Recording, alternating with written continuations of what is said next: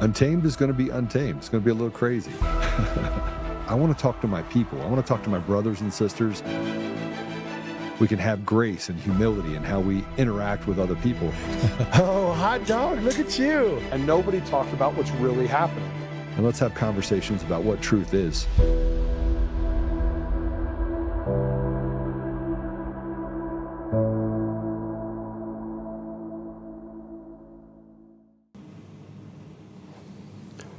Oh boy. We, man, Where do we start? Today we're going to dive into a bunch of things. We're going to talk about the ICE shootings up in Minneapolis. I have a different take on it than I think most of you do. Only because I want to look at it from a very unemotional standpoint. Both sides want to look at it emotionally. I'm not going to look at it emotionally. I'm going to look at it factually. Now here's what I'm going to tell all of you as you hit the share button and do the things on your side that make it necessary. I've talked a little bit about Dan Bongino and other things, but let's, we do have a couple guests today, so I want to make sure I honor them and honor their time as well. But I think that I have to go through a few of these things. So let's start here. There was a woman that was shot yesterday by ICE in Minneapolis. She was a 37-year-old mother of three. Her name was Renee Nicole Good. She was killed by an agent in an operation. She was the front car in an operation to basically disrupt or to interfere with, impede their traffic so they can get to where they need to go in order to make arrests. She was a paid protester. And they are now saying that they're going to have these protests. And so you have these George Floyd-like protests. Now, the more that we actually learn about her, the worse it gets, right? Because it is the storm. Now, let's do this. Let's just look at this objectively, okay? I don't agree with the shooting. I don't agree with it. It doesn't mean it's not justified. So let me kind of move move your window a little bit.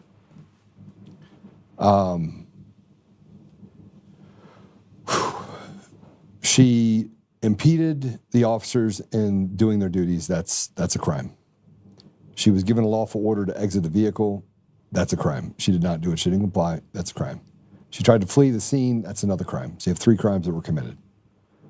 She tried to run over a police officer, and whether she did so purposely or not, she turned the wheel to the left and turned it back to the right.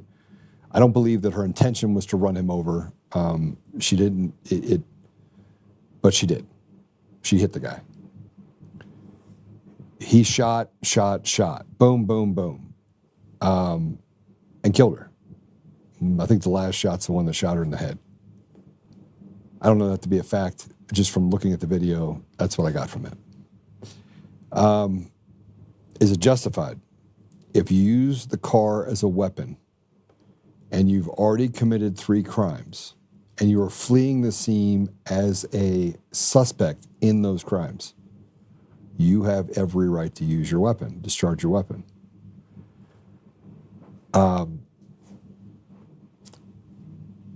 Do I agree with that line in the sand? No. No, I don't. My brother was murdered by a police officer, 2017. I can believe that what the officer did was justified, while at the same time recognizing that the left and the right, both sides, have not gotten what they want. And there's a feeling on the left and the right, there's a feeling with the people of this country that things are just not right. There's a feeling, that things are not balanced. Now I am a very focused person. I try to look at not just the symptoms, but I look at the problem. And years ago when I went to the Middle East and Africa and I was doing negotiating there, and they would bring me in on things, and they're like, okay, we have this comprehensive peace agreement, and we have this thing going on up here, and airplanes are falling out of the sky with Sudan Airways, and we have this letter from Boeing, and so I'd reach out to Boeing. I did all these things. And my job was for me, not to give any material advice to anybody that was on a sanction list, make sure that I was complying, but also look at what's the greater good of how we solve this problem, not serve as a symptom. And I was very good at it. And in our country, we have a problem on both sides where we believe the same thing. And we talk past each other with rhetoric and dog whistles and everything else. Here's how I'm going to prove it to you. My brother was murdered by a police officer. He was knocked off a motorcycle at 90 miles an hour into a wall. He hit a pole, nearly split him in half, and he died.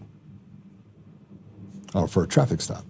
They were messing with him, as they do. He was on a motorcycle, and the other guys were out at midnight. Now, my brother made the poor choice of running from the police. They all did. There was 4 of them. They went in 4 different directions. They homed in on my brother.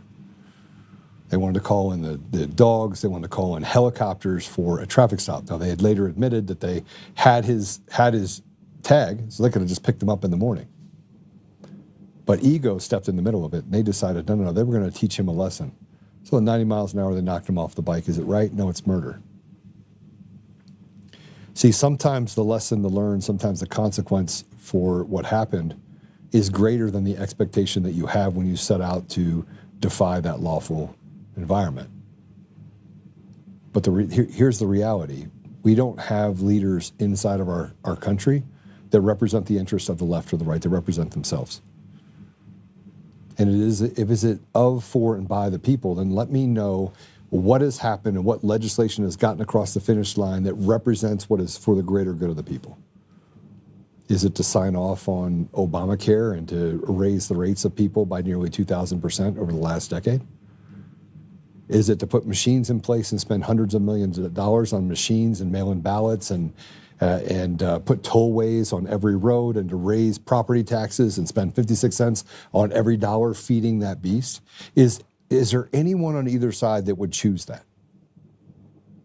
Is there anyone on either side that would choose to have criminals come across the border and rape and kill other people in their family? Do you think anybody looks at that and goes, that's normal? That they want that? At the same time, the propagandists, the people that are the leaders, the people that I call the bosses that sit behind all the things that happen, those people are never held to account. Those haves that gave Renee the money and said, hey, look, I want you to go out there and disrupt this, and here's what we're going to do, and made her the pawn in all of this, and filled her head with a bunch of stuff of just don't listen to them, it's not lawful, it's illegal, they're not allowed to do it. Well, if somebody tells you something is illegal, then you're not going to respect that authority. So they built this rhetoric and they built this castle, and then they crashed that castle around a single mom. That's what they did.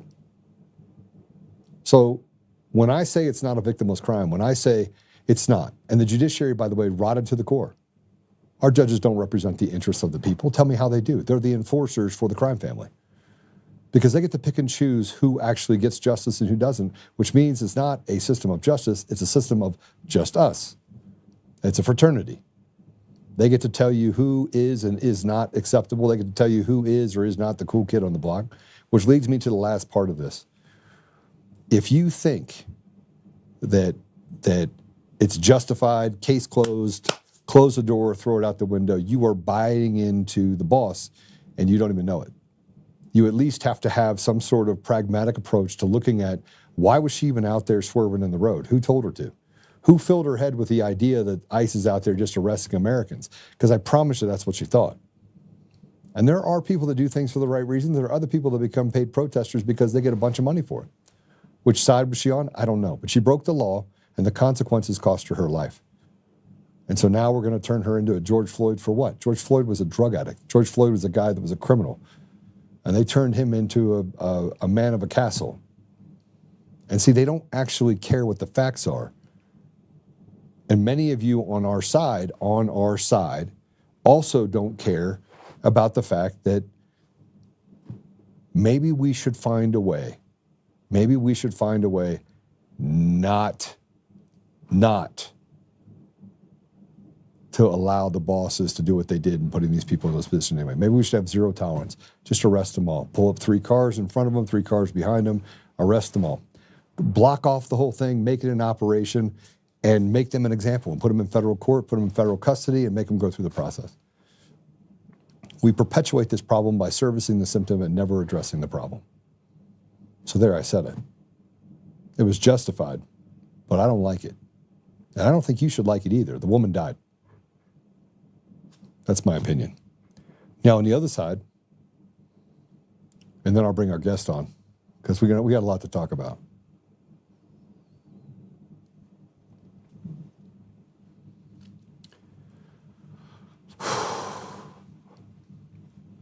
Let's start with Dan Bongino. He had this to say. Let's play this.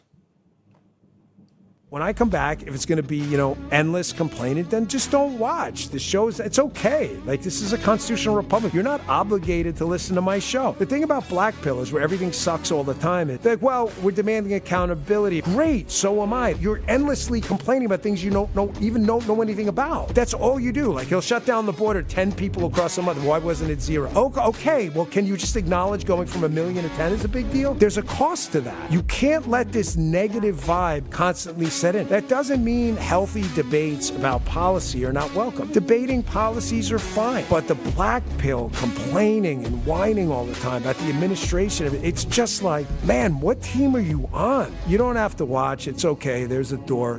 Go find the freaking exits. I don't really give a shit. I'm not here for anybody's money or anything like that. I'm too old for that shit. Okay, so it's not that he's not there for anybody's money. Let me just tell you about Dan. By the way, he blocked me. And I got a phone call saying, hey, Joe, stop pissing on Dan Bongino and Kardashian Patel. So I did write this. I said, I had a response to his black pill deal. And I said, here we go, just like the left endlessly complaining black pillars. Yes, dog whistles, another example of what an op looks like. Let me break it down for you. The American people are not black pilled. They're held hostage and watch as they were told it takes time. They feel completely marginalized by what they can see for decades in the lawlessness and the lies that allow for the haves to do, say, and abuse anything and everyone they want. You mock the people because you want to return to a state of silence, tell them to do what the radical left and the establishment has done again for decades. Sit down, shut up, and let the experts handle it. Only left out the last word on purpose, but nonetheless still true, slave. No thanks. Psychobabble will work on the stupid and those that gush over your stay positive. The reality is the haves, that you are a have, telling the American people that the 56% in taxes, the rotted judiciary, which you won't talk about, stolen 100% fraudulent elections, and the complete dysfunction and third world operating of our government is all necessary. And to fix the leaky toilet, that we just need to have time, endless time to be exact.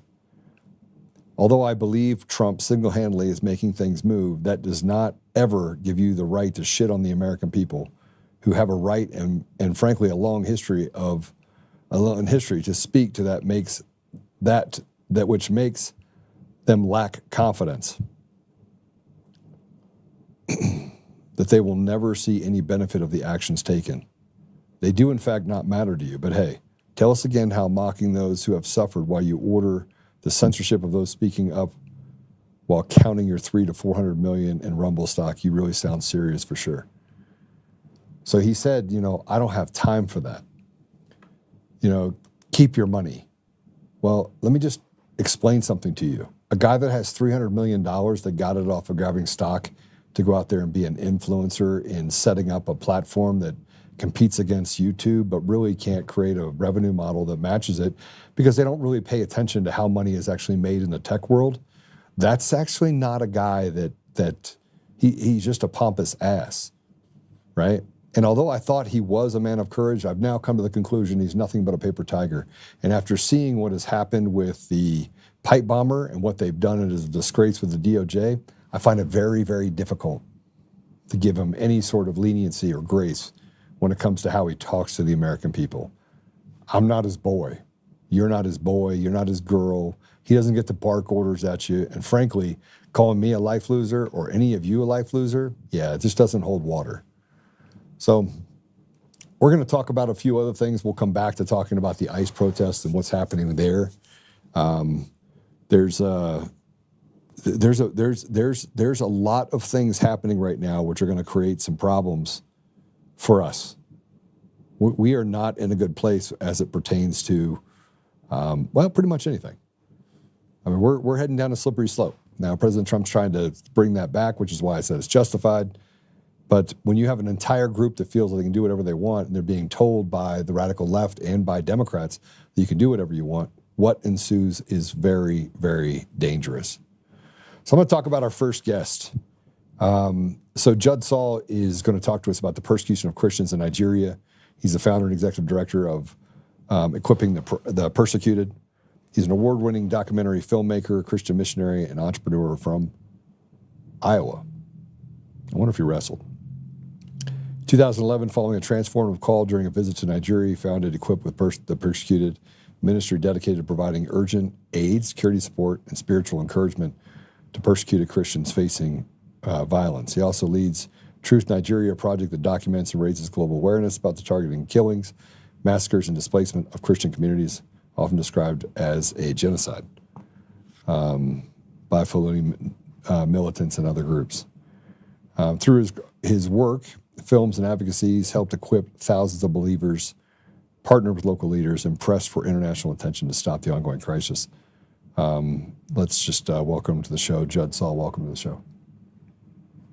Hey, thanks for having me on. Yeah, sorry I had to get a bunch of stuff out there to begin with. It's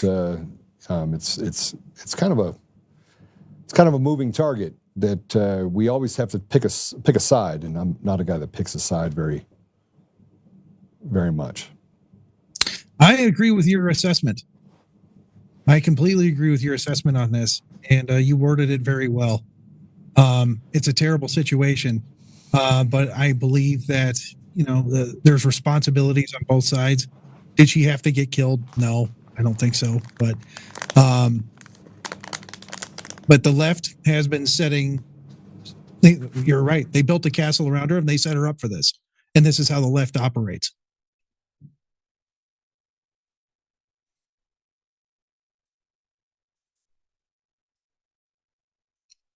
I'm dead. I was dead. I was almost. There you go. There we go. Let's. I want to talk a little bit about your organization first. Yeah, I mean, I can talk all day about what's happening in our country, and the left versus the right, and the rhetoric that gets created, and the propaganda, and frankly, I think I've become more of a centrist that concentrates all of my beliefs on the fact that President Trump does not talk about left or right when it comes to Democrat or Republicans. He's like, what's right for the regular people?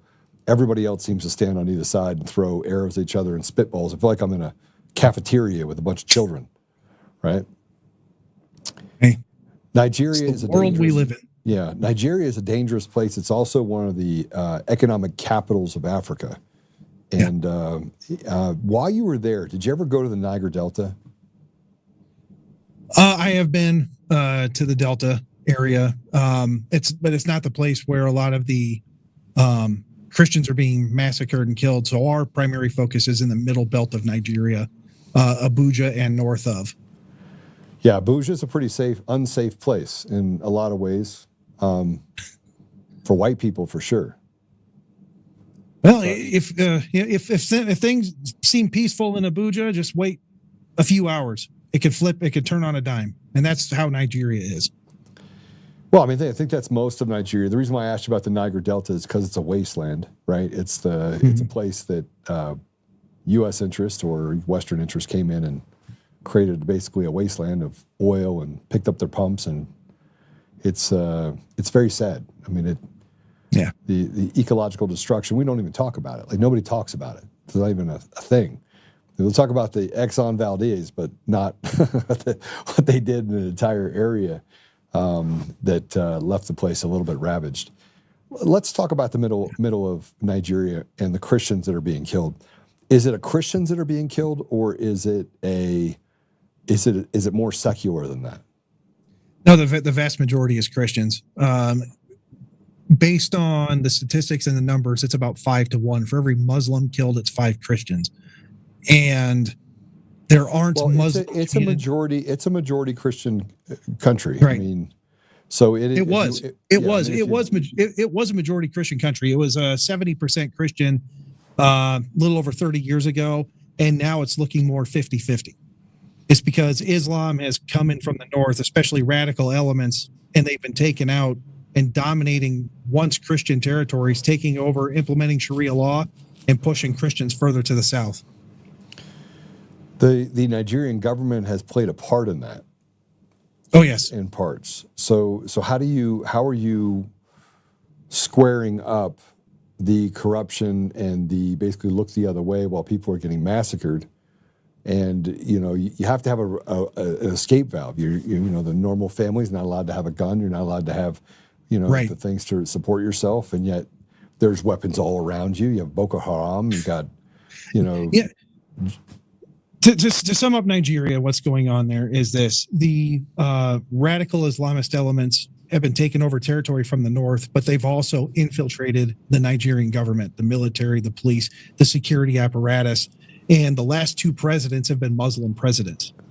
And the president before was a Fulani himself. Now, the Fulani tribe, they have what they call the Fulani ethnic militia, which are the boots on the ground, the gunmen, the terrorists that have been kidnapping Christians and wiping out entire Christian communities. And the Nigerian military, police, the security apparatus, which has been infiltrated by the Fulani, have turned a blind eye to the killings. Our organization alone since 2023 has issued over 125 terror alerts, meaning we got intelligence, word on the ground of when and where terror attacks were going to take place. And we notify the Nigerian government, police and military, and the local communities. And in every instance, there was no military or police presence to be there before an attack. They always show up after the attack happens. Judd, and even while these attacks could be going on for 4 hours, there's no military or police presence. So, Judd, I had a friend that worked in the south of Libya. And you would have these Janjaweed and Chadian rebels and Darfurian rebel groups, because if you know anything about, if you don't know about geography, obviously you probably do. Yeah. There's like a blend that happens. There's no real borders, or it kind of blends together a little bit. And but he went in and he armed the villages, taught them to shoot. Mm-hmm. I mean, is this a part of your strategy? Do you give families and people access to weaponry? Oh, well, we can't, as an organization, we can't do everything to do with weapons. Nigeria is they don't have a Second Amendment. Citizens are not allowed to arm themselves. While the Nigerian, you can have a slasher. You can have machetes. They have they have machetes. They have homemade shotguns. But the Nigerian government allows the terrorists to roam around the country with AK-47s and sniper rifles and rocket-propelled grenade launchers unimpeded. And the villagers have nothing. As an organization and to operate there legally, I can't get involved in the arms business. But what I can do is we can teach them self-defense skills. We can teach them how to save lives. We can teach them how to gather intelligence. We can give them radios, communications, all sorts of things. But I cannot get involved in weapons. Otherwise, they throw me out of the country or put me in jail. All right, unfortunately. But we're doing everything we can within a legal basis to save lives. You know where I'm going with this. Yes, I know where you're going with this. Yeah, and I'm not saying that you create a violent revolt. You create community protection mechanisms, right? So this is right. I mean, we can talk about the history of making sure that there was equilibrium. The United States, the reason why it exists for 250 years in a relative peaceful state is because there's a gun behind nearly every door, and everyone knows it. Right. Now that loosely has gone away as they start to erode the Second Amendment. Now you start seeing a lack of civility because, frankly, there's no consequences for incivility other than the death of the person that is behind the door without a gun. Right. And you're seeing the same thing take place in Europe when they take away their guns. Same thing in Australia. Take away their guns and unrest, and the criminals aren't punished, and you have a chaotic society. Well, it's the same way in Nigeria. They took away the right for citizens to own weapons, and that eliminates certain tribes and even ethnicities and Christians to defend themselves, while the Muslims have the guns and the power. And that is what's happening in Nigeria. And 90% of all Christian persecution deaths worldwide have been in Nigeria the last 5 years. Well, President Trump came in and dropped a couple of little, Christmas presents on them. How did that affect your operations and some of the operations of others in the country? Well, I'm going to be very frank. This is Untamed Nation. We're supposed to tell the truth, right? Always. Please always tell the truth. If you lie, I'll cut you off. So this is what happened. Trump did a good deed by blowing up terrorists in Nigeria.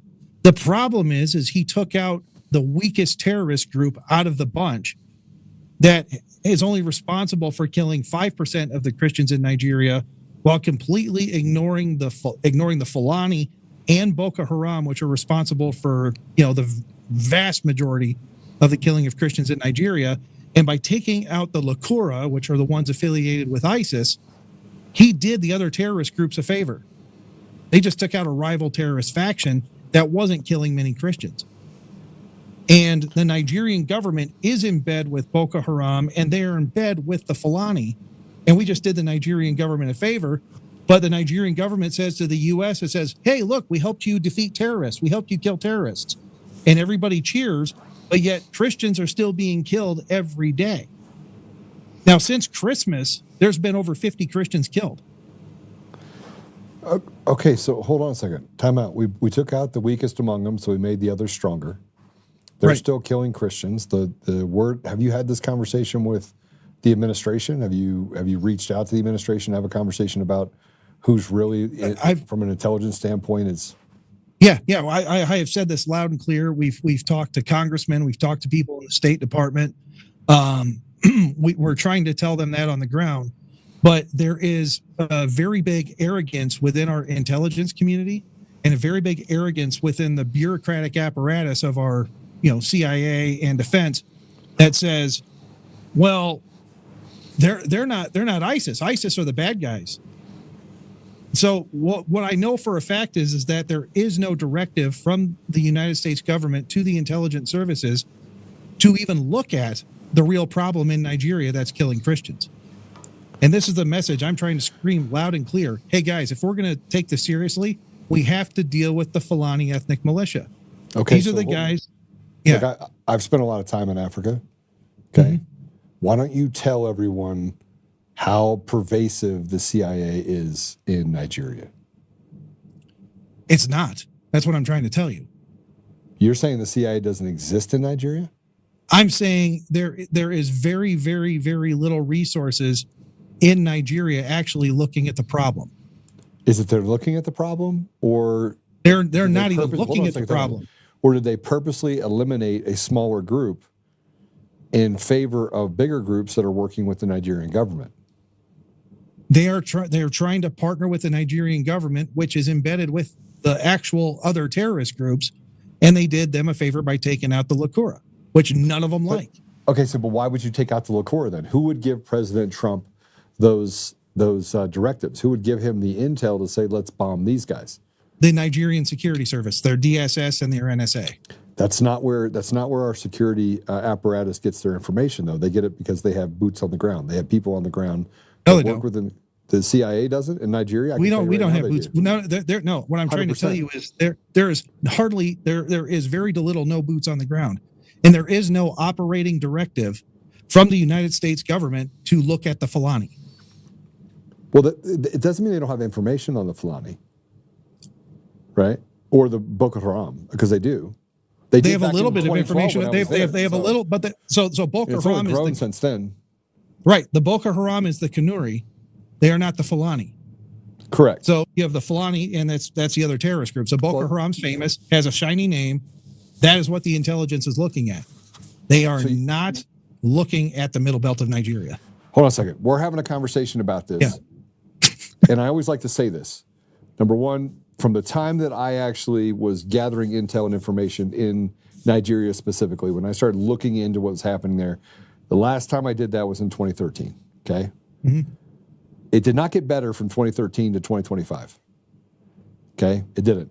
And the misdirection, the misdirection from the U.S. government, from people that are on the ground in the intelligence apparatus on the ground there, it was constant misdirection. I know because I would come back to the United States and I would hear about this stuff, and it was nowhere near what was happening on the ground. It didn't exist. They were two completely separate things. And yet I would sit in front of people and they would say things and I'm like, oh, okay. And then I would walk over here and I'm like, that's not what's happening at all. So we know that there's misdirection happening in Nigeria, correct? Yes. And I don't mean this to be offensive, but if you're the smartest guy in the room, we got bigger problems. In other words, if they don't know about Fulani and you're talking about Fulani with me, they have to know that there's a connection there, correct? The government is not acknowledging it. Why? That's like not acknowledging that you have that's election fraud. That's the $1 million question, and we're trying to figure this out. What I can tell you is that there are people in the Trump camp, Massad Boulous in particular, who's Tiffany Trump's in-law, who is he's Lebanese, has a lot of business interests in Nigeria. He is a person that I know is fighting us on this and saying that there's no Christian genocide or persecution in Nigeria. There's a lot of people making a lot of money off the status quo in Nigeria. They're taking advantage of a lot of things. I mean, they are in bed with the Nigerian government, which is one of the most corrupt governments in the world. And there's a lot of money flowing between a lot of places. And there's also a lot of money being poured from the Nigerian government into lobby groups into the United States to fight this narrative, to say that there's no Christian genocide and that the Fulani are not responsible. So you're actually proving my point, and I didn't mean to get sideways with you on what I No, think go ahead. doing there, but I'm a pretty well versed guy over things happening in Africa. I would say that I'm probably in the top 1% of people that understands the cultural differences and things that happen there, right? Mm-hmm. We have people that are talking in the ear of the president and the security apparatus saying that this group of people who kills less Christians than others, we need to knock them out. It is like having your enemy tell your friend to kill the person that is as closely related to your friend out of the three as you could possibly get, correct? Correct. So it's very purposeful. Very purposeful. Okay. And for the life of me, I'm still trying to figure out why, because I've actually had people from the government tell me that we don't know what we're talking about when we've issued over 125 terror alerts over the last 2 years that have 90% accuracy rate. So our information is way more credible than what they're providing or even what they know. Do you have a security protection license in Nigeria when you're there? In other words, are you protected? We have hired, paid armed guards and people that protect us when we're in country. And we're not a licensed security agency ourselves. We've tried getting that. We've been denied. Of course. Denied by Nigeria or denied? Denied by Nigeria. Okay. But we operate on God's grace. Besides our security apparatus, I mean, we do humanitarian work. We've been responding to attacks within 48 hours with food aid and medicine. We've been there for 6 years helping people after they've been attacked. And we've helped over 500,000 persecuted Christians since we've started.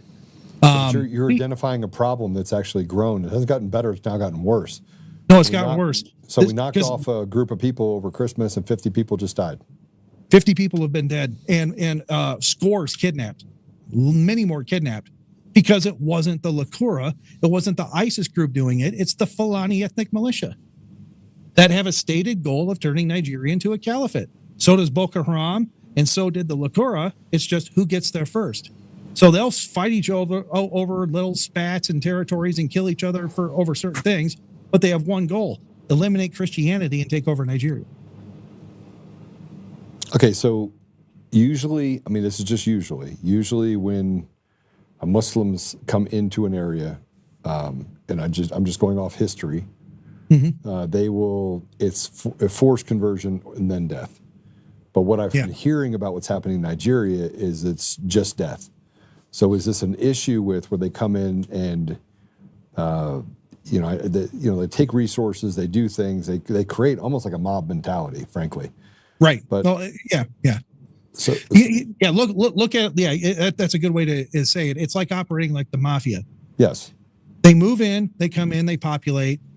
They start taking over certain aspects. They gain a little political control. Then the killing starts, and then they either put people in as second, third class citizens, make them pay their fines, their jizya, or kill them and take everything they have. But they profit off of finding the Christians to live in the area. I mean, they extort them to crazy amounts of money, or they kidnap, hold ransom. People sell everything they have to get their loved ones out, and then the Muslims end up buying the land and the property at a very big discount. They get ransomed out, and the Christians have to move somewhere else. And they rinse and repeat, rinse and repeat, rinse and repeat. so let's. Oh man. These are always fascinating conversations for me because, I look at what happened in Iraq, came in weapons mass destruction. We're going to liberate them and bring democracy to them. Do you think that happened? No. You can't bring real democracy to a Muslim country because that's not how their religion and political system works. It never works that way. You can't really bring a real democracy into an Islamic country. But the fact of the matter is, Nigeria was a majority Christian country, and you can run a democracy in a Christian country because it coincides with biblical values and biblical principles. In fact, where do we get democracy? Essentially, is from Moses, and it's inherent in Christianity. But you cannot put a real democracy in a Muslim country. And what they are, like I said, right now, I wouldn't consider Nigeria a democracy at this point. I would consider it a slowly becoming a Muslim dictatorship. So we have allies that are dictators, and we have other countries that we tolerate. The inner workings of those countries, and in most of those environments, those countries and their people, or the people of those countries, are slaves. Now, I don't want to get into the semantics of whether or not the United States and the people in the United States are slaves, because a vast majority of what we see on the surface is not what actually operates underneath, nor does it operate that way in Nigeria. But as we start looking at what's happening in Nigeria and the killing of Christians, you can't, on one side, you can pick up their bodies, you can food, water, aid on this side, but you're just basically feeding the machine, right? You teach them some self-defense, you try to give them some tools, but let's be honest, they have handmade shotguns and they have, billy clubs, right? Slashers, or which are the, machetes. Machetes, yeah. That's not going to win against an AK-47. It's just not going to do it. Well, through our efforts, attacks have been thwarted. Through our efforts, people are starting to wake up. They're being educated. It's an uphill battle, but, I can say that we have saved thousands upon thousands of lives through our efforts. And for us, it's every life that counts. I know it's going to take government intervention to really, really fully solve this problem. And, that's why we're fighting this war, fighting this battle on all fronts. On the humanitarian side, saving lives, but also advocating for change and some political intervention. And I'm glad Trump took a step forward, blew up some terrorists, but they need to be blowing up the right people. Well, I mean, if you have a lot of security interests in Nigeria, especially ones, and the reason why I talk about the CIA in Nigeria is because a lot of the scams that come out of those environments are tied to they're tied to the intelligence community, whether we're talking about the CIA or the Mossad or any of these other organizations, right? The tentacles go deep into nearly every country in Africa because they're rich in resources, and Nigeria is a resource-rich country. It's one of the most resource-rich on the continent. Yeah, and if Nigeria falls, the rest of Africa goes. Like that. So explain that to me, because there are other strong nations there. I mean, Kenya is a very strong nation, and it has a lot of strategic places. Obviously, it's on the east coast of. But it doesn't have the resources that Nigeria has, and doesn't have the population Nigeria has. Nigerians' population is like 230 million. Kenya's is like 30 or 40. Yeah, 35 to 40 million. Right, yeah, about 35 million. So, but if you take Nigeria with its oil, its apparatus, and the amount of people, you can conquer any other country in Africa real fast. Okay, so let's talk about being 50-50. Are you saying that there's 200 million Nigerians and 100 million are Muslim? It's about 50-50. Yes, at this point. Are People argue it back and forth, but I'd say it's about 50-50 at this point. Is it 50-50 because there's a influx of people from outside Nigeria coming into Nigeria? Or is yes. This because it's the influx of the Sahel region, the Fulani, the Lakora, especially the Fulani. The Fulani have been flooding in from the north. They've been flooding in from Cameroon, and taking more territory in Nigeria. So is this like an ethnic? I mean, this is a curious question just for me. Are you talking about the same thing that maybe Europe faces, but they're losing their cultural identity and ethos? 100%, because especially under Buhari, they opened the floodgates, they opened the borders, and tons of Fulani have moved in from the north, and they've moved in from the east in Cameroon. And the Fulani have made a very strong point, and they've been moving and trying to get into other countries in Africa to take over and dominate.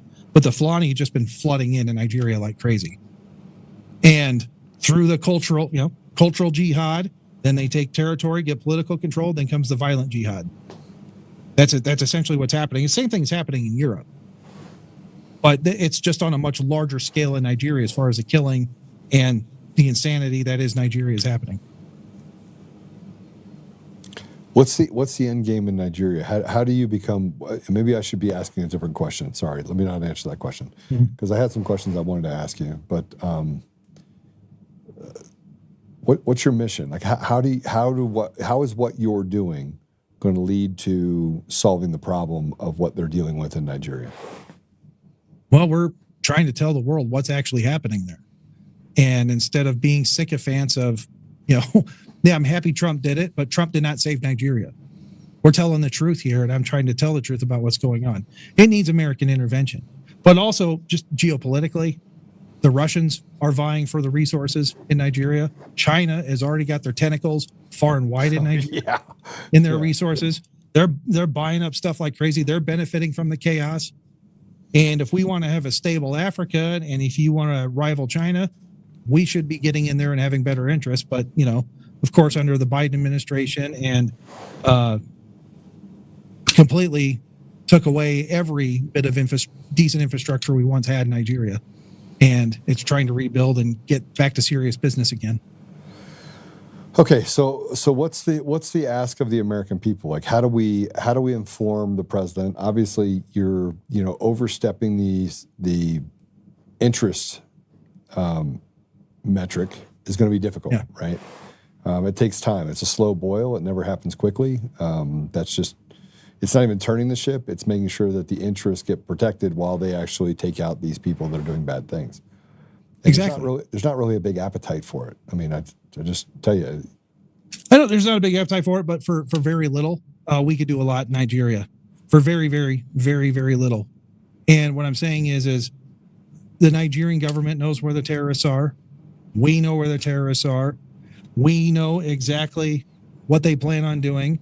And I'm saying, President Trump, quit listening to your arrogant intelligence people. Give us a seat at the table so we can actually tell you what's going on. And let's get an operating directive that's actually going to save Christians in Nigeria. And let's get some solutions on the table that are going to help these people that will actually benefit all of Africa. If we get rid of the terror problem in Nigeria, Africa would become a much better place. Nigeria would become a much better place. And more people, international business can come in and prosper. And I think it can be done, but it takes willpower. And that's why I'm asking President Trump. And instead of just blowing up some shiny terrorists up north, let's actually deal with the problem. Is the biggest problem in the middle belt of Nigeria? You have strong things that need to be dealt with in the far north. But as far as the killing of Christians, that's in the middle belt. And that is what needs to be addressed. All right, so everyone thinks that there's just a bunch of like tribal guys running around with no clothes on. You want to tell people really what Nigeria is about, and that it's more cosmopolitan than I think people understand. Well, there's pockets of cosmopolitan. I mean, you have Lagos, you have Port Harcourt, you have Abuja. There are certain areas, and there are areas that are very civilized. Then you have very rural, which are very tribal. People running around in underwear, half naked. This is true. Yeah. Go ahead. Sorry.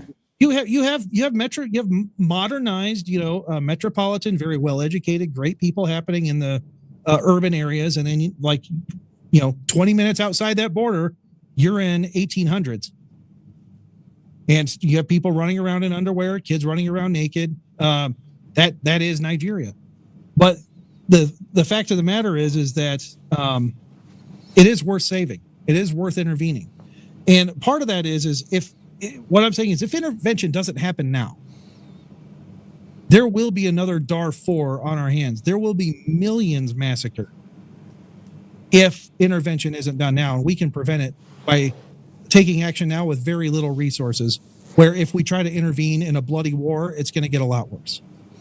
So do you think that this is government sponsored? Is that what you said when you talk about Darfur? I know Darfur very well. I know all about the CPA, DPA. I'm very well versed on Sudan. I broke bread with President al-Bashir. I sat at the same table. We talked about things. So I'm very well versed in Sudan.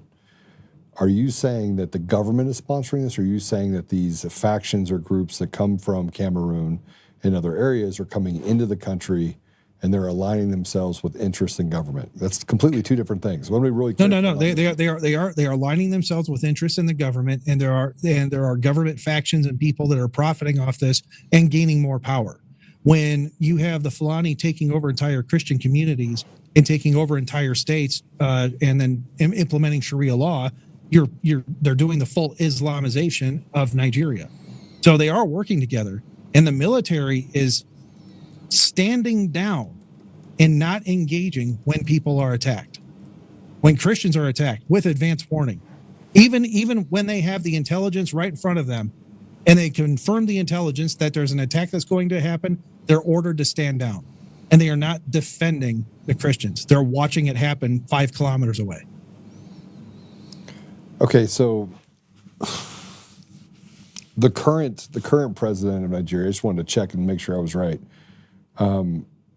He's a Muslim? Yes. And so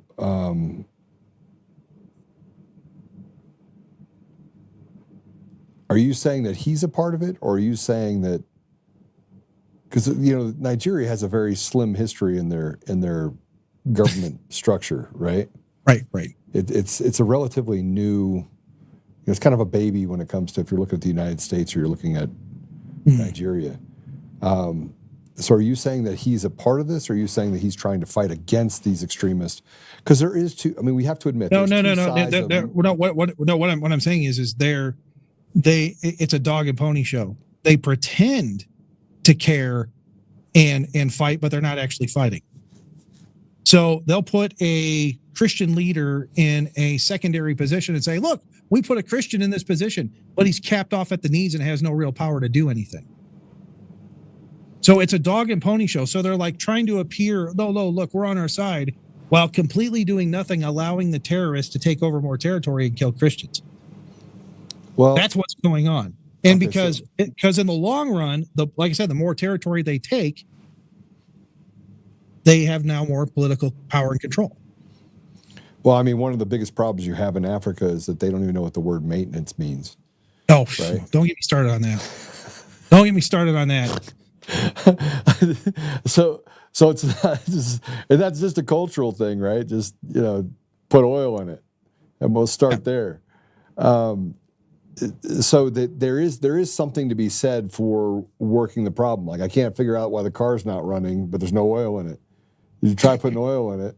You've seen this, right? This is not, I'm not making this up. Yeah, no. Yep, exactly it. So the car's not working. Well, have you put gas in it? So I just want to I want to be because I've dealt with leaders in African nations specifically, Ghana, Nigeria, Kenya, Uganda, Tanzania, Sudan. Like I've seen this.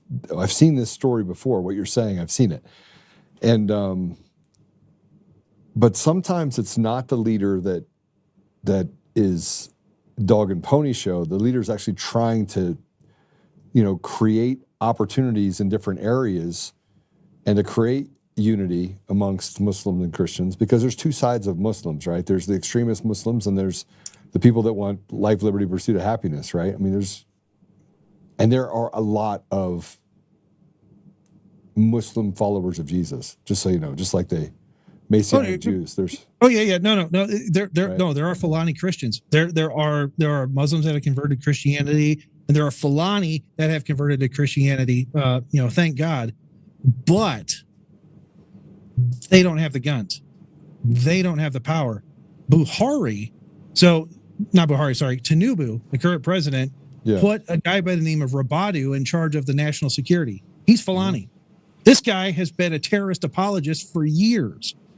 So he knew exactly what he was doing by putting Rabadu in charge of national security. Okay, so I mean, again, knowing what I know now, right? And and I'm not trying to convince you. I'm just trying to tell you that there's sometimes you can't see the forest through the trees.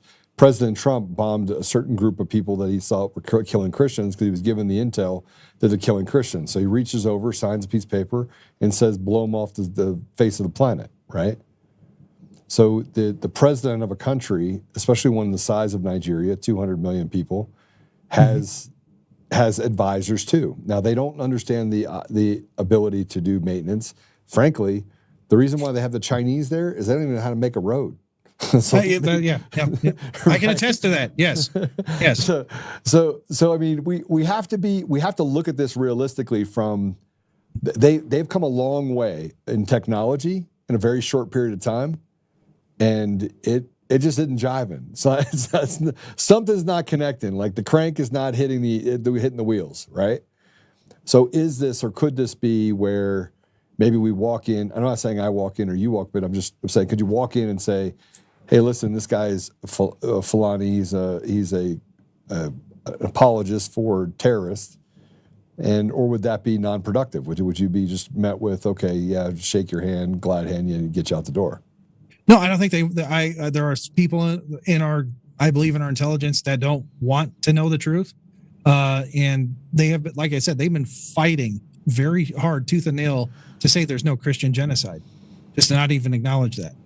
And they're like, oh, well, we know this person. Well, because in the past, they worked with us in getting a couple terrorists up north, but completely ignoring the real problem. That's what I'm trying to say and like I've met with government officials, and they have flat out told me, we've never looked at the Fulani. Well, I mean, they've never looked at it because it's like going into a forest, running into a guy and saying, where's the pheasant? And the guy knows the pheasant's like 3 feet away, and he says, that's way over there, and walks you off 3 miles the other direction. Right. The constant misdirection is what Africa is all about, right? Right. There's a reason why they call it the bush. Right. Yes. Okay, so how can we help you? I mean, I'm sure this is a totally different conversation you've ever had on an interview, but how can we help you? And I appreciate it. It's kind of refreshing, actually. Never had this type of interview before, and thank you for this. It's been awesome. So how can people help us? Look, we're an organization. We're doing everything we can on the ground to save lives, help those in need. So you go to equippingthepersecuted.org, partner with us, help us treat the wounded, help us with widows, help us with our orphans that we take care of, help us educate those where their schools have been blown up. We're trying to rebuild schools and get kids education. And just another statistic that most people don't talk about, there's 3.5 million Christians that have been removed from their homes living in camps. They're called IDP camps, internally displaced person, which means you're a refugee in your own country. And they need all the help they can get. They're not getting it from the Nigerian government. They're not getting it from the UN. And they sure as hell never got anything from USAID. So we need all the help we can get to help our persecuted brothers and sisters in need. So go to equippingthepersecuted.org and partner with us today. All right, I tell you what, I will become a donor personally, and I'll do my part on my side. So if you guys have it in that you can give to, please do. I'd love to talk to you offline about things that I know about the region. It's been some years since I've been there, but I like to say that I'm a walking encyclopedia of worthless information. I think that based on this information, you know that I have a pretty good working understanding of Nigeria. And so I wish you I wish you all the blessings that come with saving people in a region that is riddled with a lack of hope or lack of opportunity. So thank you for doing the work that you're doing, and I'm incredibly grateful for it. And even the people in the United States, you don't understand that every country has its connections to the United States, and so you can't. It's like what I say about the tree. If you have 40% of your tree that is rotted and 60% that's good, do you take care of the 60%, or do you service the 40% so that you have a healthy, humankind? I think that's the big thing. So it's biblical. All right. God bless you, brother. I appreciate you coming on. Thank you, sir. God bless you. All right. Take care. So I know a lot about Africa, which is a continent, not a country. I've had people say, I went to Africa. I'm like, all right, which part? They're like, what? Nigeria is a very, very incredible place. And for those of you that don't know, my wife knows, my kids know, my family knows, I would drive by a Shell gas station. I'd run out of gas before I got gas at a Shell gas station. And part of the reason why is because I went to the Niger Delta, and I wasn't supposed to be there, and they had some sort of security bulletin. Americans, especially Mazungus, whites, were not supposed to be in that region, and yet I went anyway. And I remember going into this area, and I was like, this is gross. And it's like oil, and there's like little huts where they make gasoline. It's pretty crazy. And lots of people die by burns and everything else. But I just started asking questions and doing research on what happened there and how much they were able to buy all of the resources, rape the resources from Nigeria. And, I understand a little bit of how people get to this place where they feel bad about ancestors. They feel bad about, what happened 200 years ago or 300 years ago, and you had the slave trade and all this other stuff. And I'm always like in my brain going, yeah. Now, a certain portion of that is accurate, because in the oil boom, Shell went in there, created their own private war, killed, I don't know, hundreds of thousands of people, stole all the resources for the equivalent of today's nickel. And when they were done, they just pulled the pumps out, created a wasteland, and left. And we're like, yeah, whatever. And like in Buka Buka, they treated it. And what I mean by that is that they basically had no conscience. It was like, it didn't matter. It didn't matter to them. And I'm not laughing about it, by the way. I'm disgusted by it. But you cannot even understand the lack of humanity that has to happen. And it's like you just turn your back, walk away, and you know what? You don't have to deal with it, because you never have to stare that problem in the face ever again. Now, that problem exists a lot in America too. Like, we do the same thing to our urban areas. But the people of Nigeria were some of the most gracious and beautiful people I ever met. And so when he talks about what China's done and comes in and buys up roads and basically swaps that for resources, you can say whatever you want about China, but China comes in and delivers. They'll actually put in a really good road. They'll do some things on their side in order to deliver, and then they expect their stuff in return on their side, which is natural resources, which they obviously have an abundant need for. Russia does the same thing. Russia will come in, but I'm going to just tell you something about Russia. Like, we get mad at Russia and we get mad at China, but the reason why they're able to do business there for a long period of time, and America has been shunned in a lot of those areas, is that we'll come in and we'll blow up this little small group, and we have these two bigger groups that are, doing more harm, but we don't identify them or do anything about them, because frankly, they make money for a couple people that are even inside that security apparatus that's trying to feed intel to the president of the United States. So it's a very dirty world. It's a dirty world. And frankly, the people of Nigeria don't matter to the people that are in the United States. And we talk about them as tokens or pawns. And, I think they do matter to President Trump. I think the idea of killing Christians, they do matter. But to the people that are making money in those areas and have investment interests in those areas, they don't.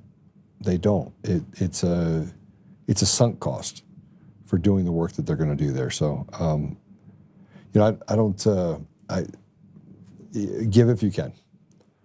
Equipping the Persecuted seems like an organization. I will follow their 990s and the things that they do to make sure they do what's right. But we have another guest that's coming in as well. But before we actually go to that and go to our guest, we can actually bring Sam on. I've met Sam several times. I went down to New York, got to meet him down there.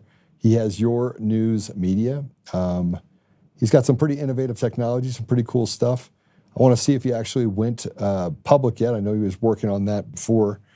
But before we go to him, or on the heels of going to him, you guys didn't hear it. Did you hear the news? Did you hear what just happened? I just put it in the notes so you can have it. See it? Let's pull that up. I mean, you can just pull up whatever one you want. Let me start reading it as they actually get this ready. President Trump just put this out. I'm going to lead a movement to get rid of mail-in ballots and also, while we're at it, highly inaccurate, very expensive, and seriously controversial voting machines, which cost 10 times more than accurate and sophisticated watermark paper, which is faster and leaves no doubt at the end of the evening as to who won and who lost the election. We are now the only country in the world that uses mail-in voting.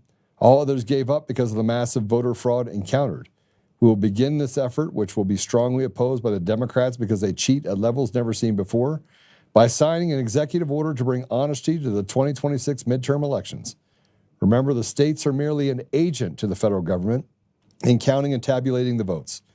They must do what the federal government, as represented by the President of the United States, tells them for the good of our country to do. With their horrible radical left policies like open borders, men playing in women's sports, transgender and woke for everyone, and so much more, Democrats are virtually unelectable without using these completely disproven mail-in scam. Elections can never be honest with mail-in ballots and voting. And everybody, and particularly the Democrats, knows this. And the Republican Party, I will fight like hell to bring honest and integrity back to our elections. The mail-in ballot hoax using voting machines that are a complete and total disaster must end now. Remember, without fair and honest elections and a strong and powerful border, you don't have a semblance of a country. Thanks for your attention to this matter. Donald J. Trump, President of the United States of America. So let's bring Sam in. We can talk about this itself. Sam, welcome to the show. Hey, Joe, how are you, man? By the way, it was West Palm Beach. West Palm Beach, yeah. We went to a little tiki bar, I think it was. Yeah. You had mentioned, you said New York, so it was. Oh, did I? Yeah. Oh, I apologize. Well, good to see you. I thought I said Florida. What's that? It's good to see you. It's good to see you. Yeah. It's been a little bit of time. So how are things going at Your News? They're going great. I mean, we've been just growing every day, every week. We keep, onboarding content creators. I mean, the whole thing with Nick Shirley kind of just, validated what we're doing, right? Everything's going to a citizen press. Yeah. And, we now have just under 5,600 content creators. So it's moving along. Yeah, it's pretty awesome. 5,600 is a lot if you don't know it. It actually is. Yeah. So what did you think about what I just said about President Trump? And you obviously know that when we met before, I was deep in the middle of being sued for the fraudulent systems, the election systems. I'm surprised it took this long for him to make this announcement. I mean, this is the reason that we have all these problems. And, I was expecting it earlier, but at least he's starting now. I mean, what do we have? 10 months to the midterms, something like that, I think it is, right? So it's good that he's starting the process now. What I wonder is, could he override a state? And yes. My guess would be, if it's a federal election, then he should be able to do it. Go ahead. What are you going to say? It is this idea that a state has the ability to do whatever they want is bunk. Okay, so you have a bowl of jelly beans. The jelly beans are the states. The jar that holds the jelly beans, that's the federal government. The jelly beans are an absolute complete chaos if you don't have the jar. right? And when treason is done on a state-by-state basis, and they steal slowly the sovereignty of citizens of states, then the government has a right, being the jelly bean container, to step in and say, oh, no, no, no, no, no, no. We are going to protect the citizens because they are citizens of the United States. They operate as a citizen of the United States. And every single citizen should have equal rights. And that is not what is happening in the United States. They've gotten off the reservation, and they're basically changing the rules in every state and creating an environment where they can, with impunity, all you have to do is steal one set of elections and gain control of it. And so you have to have an apparatus above it that is saying, I can recognize that this is fraudulent and that this actually affects the sovereignty of the whole, right? So this is all the whole thing when you look at the supremacy clause and the ability for the federal government to step in when there is dishonest and or fraudulent and or treason that is committed against the people. So, Joe, the question is does it Congress that makes this decision, or is it actually the president who can force this on the states? I think the president can force it on the states because right now, I mean, he's got one of two choices he could do. He can sign the executive order, and the executive order will press down these things to the states, no machines, no mail-in ballots, right? And all the blue states are going to fight it. The red states won't, right? Or a vast majority of the red states won't. They'll say, okay, well, let's put this to bed one way or another, right? But remember, we have a lot of information right now. We have the head of the security apparatus for Venezuela that came forward and said that they stole elections. You have people that came forward with evidence as whistleblowers that have proven that they've used these machines and that the people involved in it committed crimes. We also have a massive amount of files related to the election fraud by people inside of these election machine companies. So, I totally agree. I mean, I'm on your side. What I'm wondering is, with all this evidence that shows fraud, why has nobody went to jail for this? That's what blows my mind. It's like everybody's waiting for the perp walks. Look at Georgia, and Georgia. What was her name? The attorney for Trump that ended up almost getting disbarred, if not getting disbarred. She had to plead guilty. Sidney Powell. Sidney Powell, yeah, and she had to go through all this crap because she claimed that Georgia had a fraudulent election, and then it turns out that they now admit that 315,000 votes were all BS, right? So why didn't they go to jail? Well, what I'm saying is does that mean Giuliani could come back and get back all his legal fees and get undone what happened to him? Can Sidney Powell do the same thing? Can Trump do the same thing? They should. I agree. Should. I mean, but this has just gotten ridiculous, Joe. I mean, this has gotten to the point where I almost think if the blue states won't participate, great, then you're not allowed to participate in a presidential election. So your votes don't even matter. We won't even accept them. Yeah, but again, you can't rewrite the mechanisms. You can only right the ship for the mechanisms that were put in place in order to steal the sovereignty of a nation, right? And look, I want to get emotional with you, right? I do. I want to burn shit to the ground, and I've gone through 5 years of a lot. Right. This has not been the funnest 5 years of my life. I mean, I'd like to say the previous 5 years were pretty awesome. The last 5 years, I can't go to the gym as much because I'm always working. I mean, like everything is just, I could sit here and complain. I don't get enough time with my family. I work too much. I mean, I could just start. I had balance in my life. I don't have any balance. With that said, that's an emotion. What I just said is emotional, right? Let's look factual. President Trump is fighting a war inside of our own government. There are people in our government that are fighting against President Trump. It is literally an act of sedition and an act of treason happening every single day inside of our government, and there's a war among people. Would you agree? Completely. So, I mean, it's like having a team, a football team, and your own blockers are playing against you, right? That's what he's going up against. So with that said, President Trump has to put the executive orders in place. And when he puts the executive orders in place, he might have to end up signing the Insurrection Act. He's got all the information. He's got all the election fraud information. I think the fear that he has is that how much do you have to undo if you go back 20 years? How much do you have to undo? Do you have to get rid of every judge? I think you do.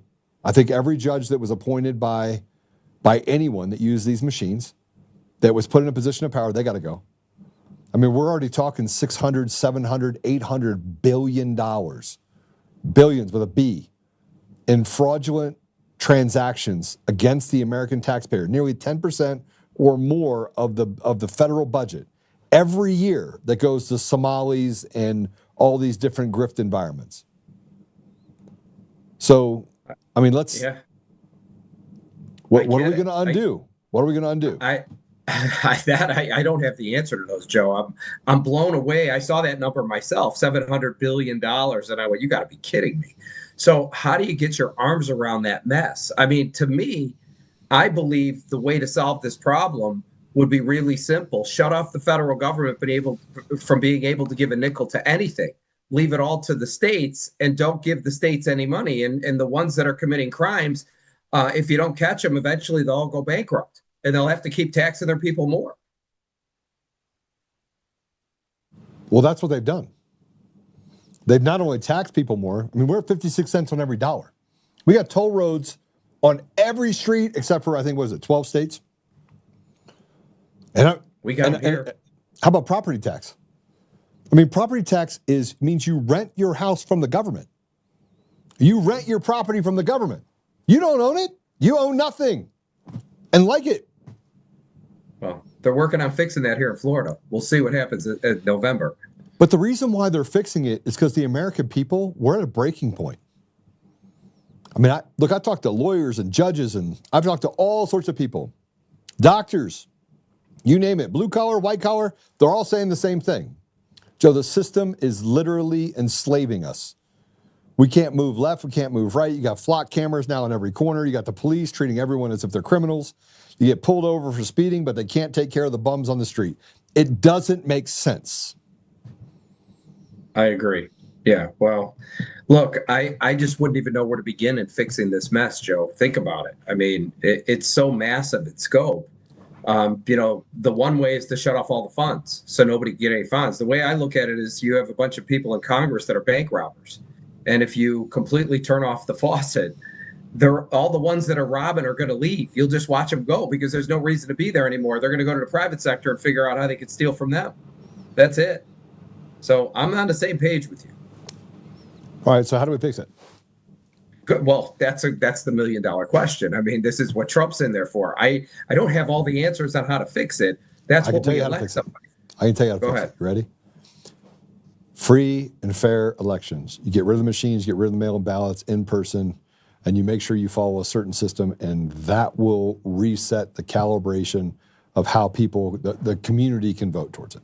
And you repeal the Smith Modernization Act, repeal that completely, make it illegal for the news outlets to lie to the people. And, well, they're not supposed to lie to the people. Yeah, they are. Actually, it's legal. Well, no, it is legal. They could be sued, but it's a shame that it all had to come to this. They can't be sued. Smith Modernization Act. He sued them for defamation against them, right? Mm-hmm. I'm talking about propaganda so large and grandiose that makes the Democrats look like what they're doing is sensible and not ridiculous. Like we service the ridiculous, where they can lie about what President Trump is doing. Because just so you know, he sued him in his private capacity when he was not the president, not in his public capacity as the president, right? They continue to lie about him today. They do. But I will say this, Joe, that they're not going to be around more than another 4 or 5 years. I just can't imagine it. I mean, with technology advancing the way it is, they're becoming obsolete. Even if they weren't telling the truth, it's an antiquated product. It's like the horse and buggy or, the telegraph. All that stuff eventually is going to be gone.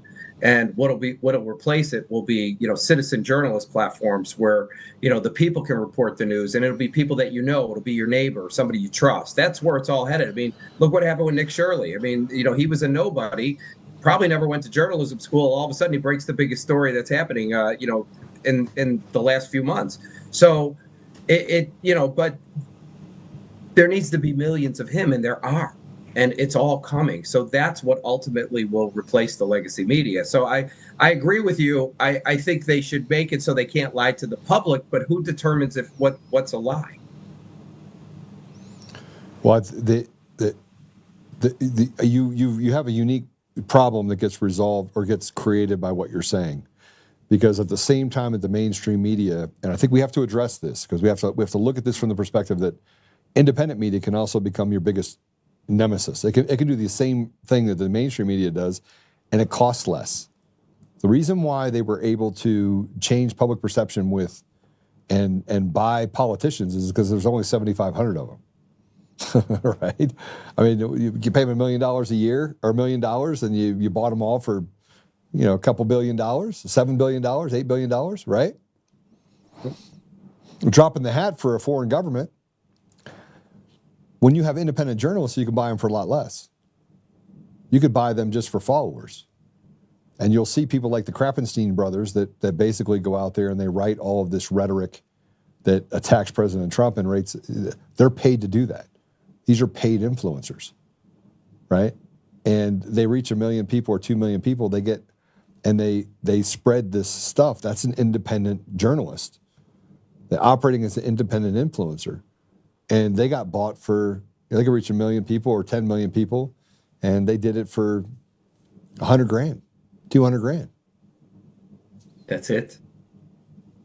Yeah, people always ask me, do you fact check anything? I tell them, no, there's no possible way we could. How could I know what happened at a city council meeting in some city? But it's the public that'll let us know. So, I would suspect if people are putting out false information, the public's going to say I was there. And, that guy's lying. And then you look into it and you just get rid of those people. But I get what you're saying. Even the independent journalists could be bought. Yeah, so let's talk about what independent journalism can do. So it can do good. What can be used for good can also be used for bad. And I want to talk about the apparatus that you and I talked about years ago when we sat and talked, and that is that the radical left has created a spider web of news organizations that basically share information, share stuff, and then they'll regurgitate an article across 50 different places so that it looks like it's a relevant article, even though it's a fraudulent and or misrepresentation of what's really happened. Right? Right. Yes.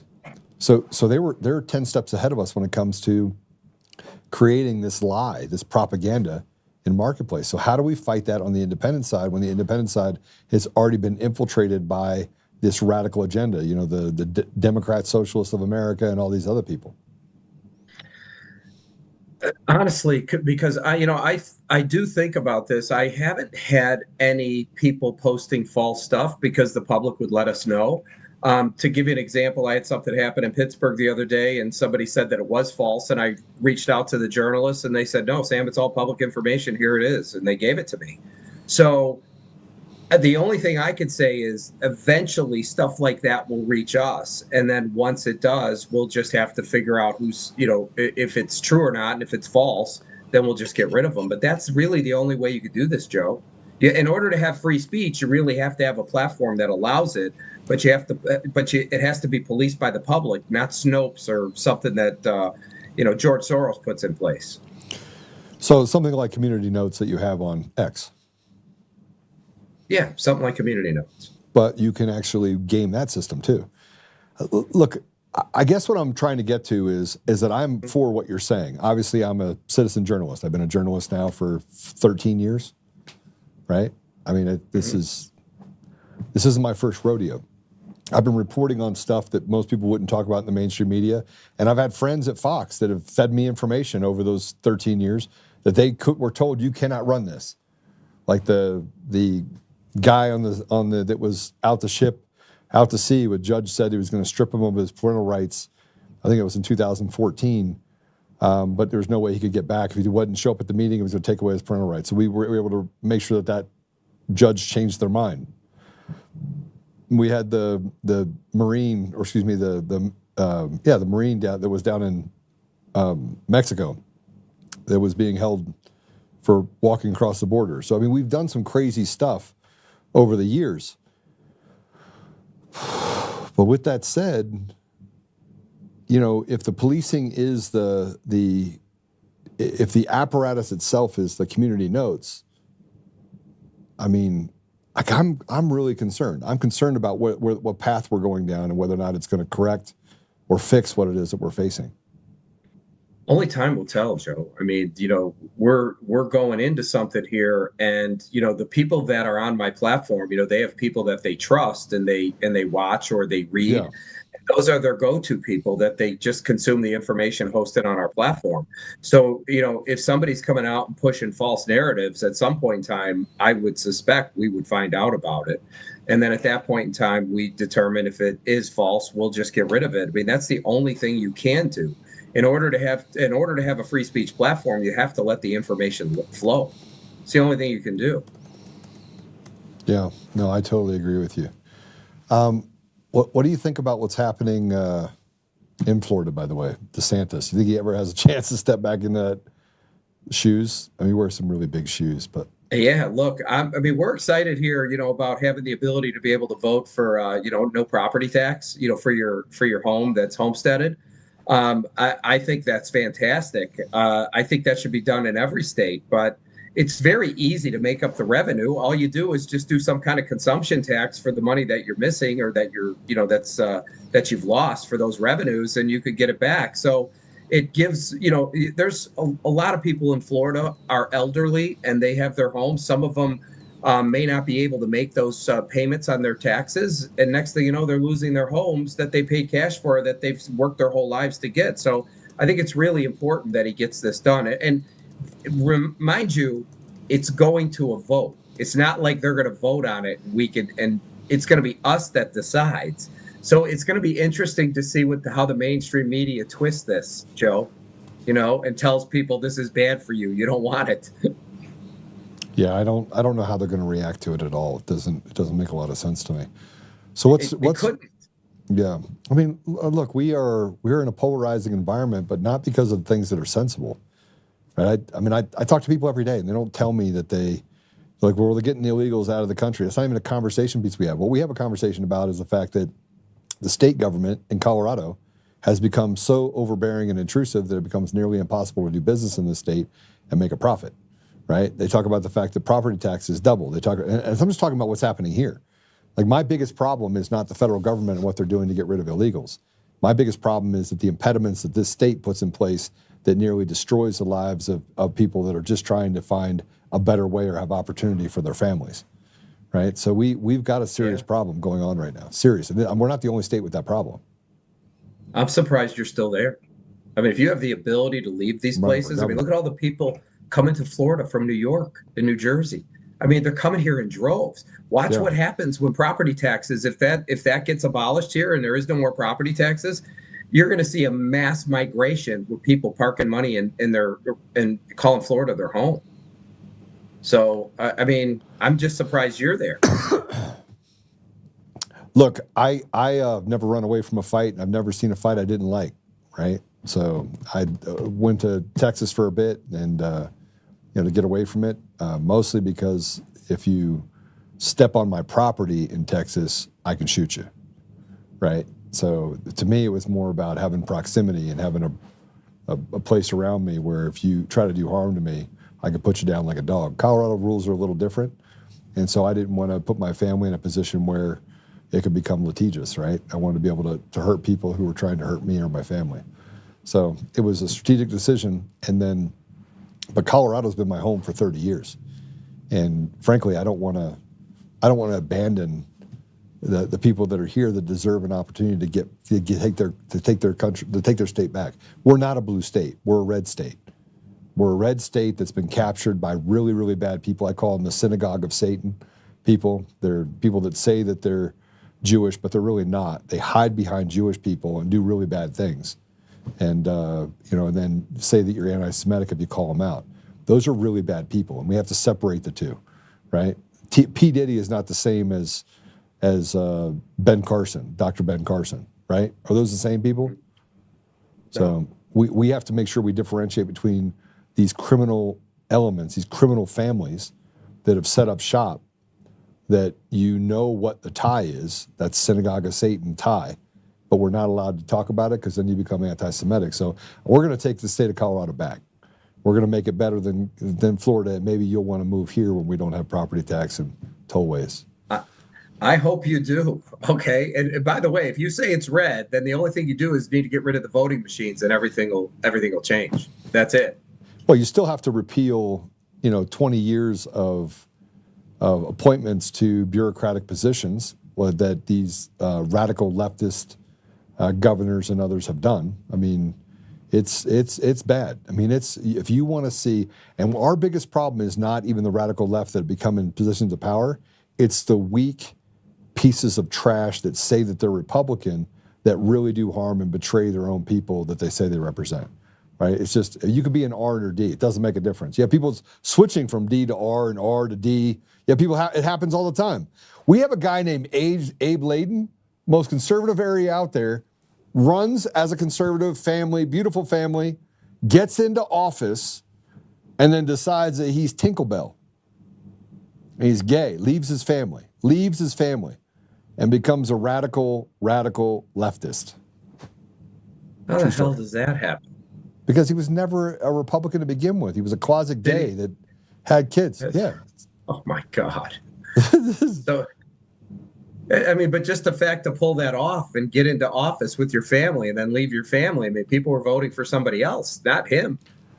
And look, there's plenty of gay conservatives, just so you know. Plenty of gay conservatives. Plenty. Lots. Right? Mm-hmm. But the problem is that they tell you, I'm gay and I'm conservative. I'm gay and I'm liberal. Right? Here's a guy that went in under one pretense and left under another and created a lot of havoc. We have that a lot in our state. We have people that basically would sell their grandmother down the street, slit their throat, just didn't look at her, and betray the interests of the people of Colorado just to make a buck. How in the hell are you going to fix that? We're going to doge the state. We're going to give the people a voice. Look, I'm a firm believer that you go in and talk to the poorest among us. I want to go talk to the Democrats, right? Mm-hmm. I don't think actually Democrats and Republicans, if you look at people, the largest voting bloc in any state is what? It's going to be white people. Independents. That's what you mean? Oh, independents. Okay. Independents. That's what you mean. Yeah. Like white people. Yes, white people. But my point is this, is if you have these independents that are in the middle, why did they become independent? Because both sides suck equally, right?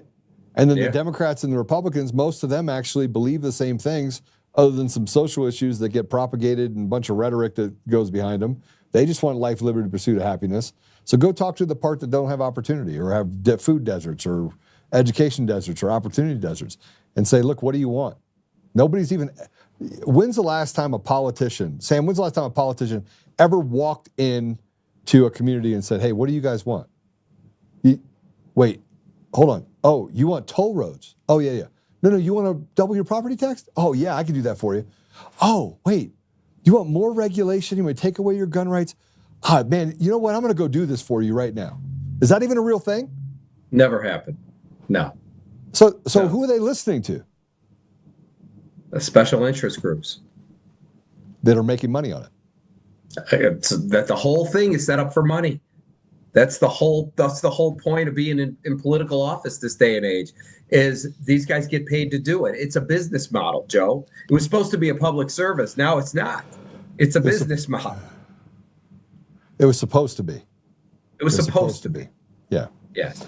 And look, that's not being negative about it, by the way. That's just the reality. We don't have functionally brave or courageous politicians. We have President Trump, and then we have everybody else. I mean, look at Dan Bongino. Gee, man, Christmas, that guy. Yeah. Sorry. No, I agree. This is where, you have a mess, because not only do you have it at the at DC level, but then you have all these different states. So thank God, at least we have a handful of states, these red states, that are operating, operating somewhat properly. But there's still fraud that goes on in all of them, and there's people in there that get into political office just to make money. Joe, I mean, we have by far the best Congress money can buy, and they don't serve our interests; they serve the interests of the people that are paying them. But you know this. Yeah, no, I absolutely know it. So what's new for you? What are we going to do in 2026? What's your prediction? You just heard about the thing that President Trump said. Are we getting rid of machines? Are we getting rid of mail-in ballots? Are we going to war? What's the deal? What's happening? I do believe that's going to happen. I've been hearing about that. I don't know if you know Steve Stern, Joe, but he's been telling me that for a while, that Trump is going to be eliminating those. And I said, I don't know how he can. I'm surprised it's taken him this long. The real question is, and this I want to ask you, what's your take on these tariffs? You think the Supreme Court's going to rule that Trump can do it? Because I was expecting him to come out with an answer in a week. It's been, what, 2 months? Well, the problem is that they're carefully negotiating and crafting an answer, right? So they probably already finished the drafts, and now they're looking for the opening door. But what happens with the tariffs will largely dictate whether or not President Trump has to hit the little button of the Insurrection Act, because our country is completely off its rails. One of the people in the Supreme Court, at least one, Kujani Brown, is probably one of the dumbest human beings this side of the planet. I'm surprised that she's not Somali, because I think in their base IQ like 60 or something. I don't know. She's just not bright, right? So how did she get to that office? She was one of those control people they put in that place.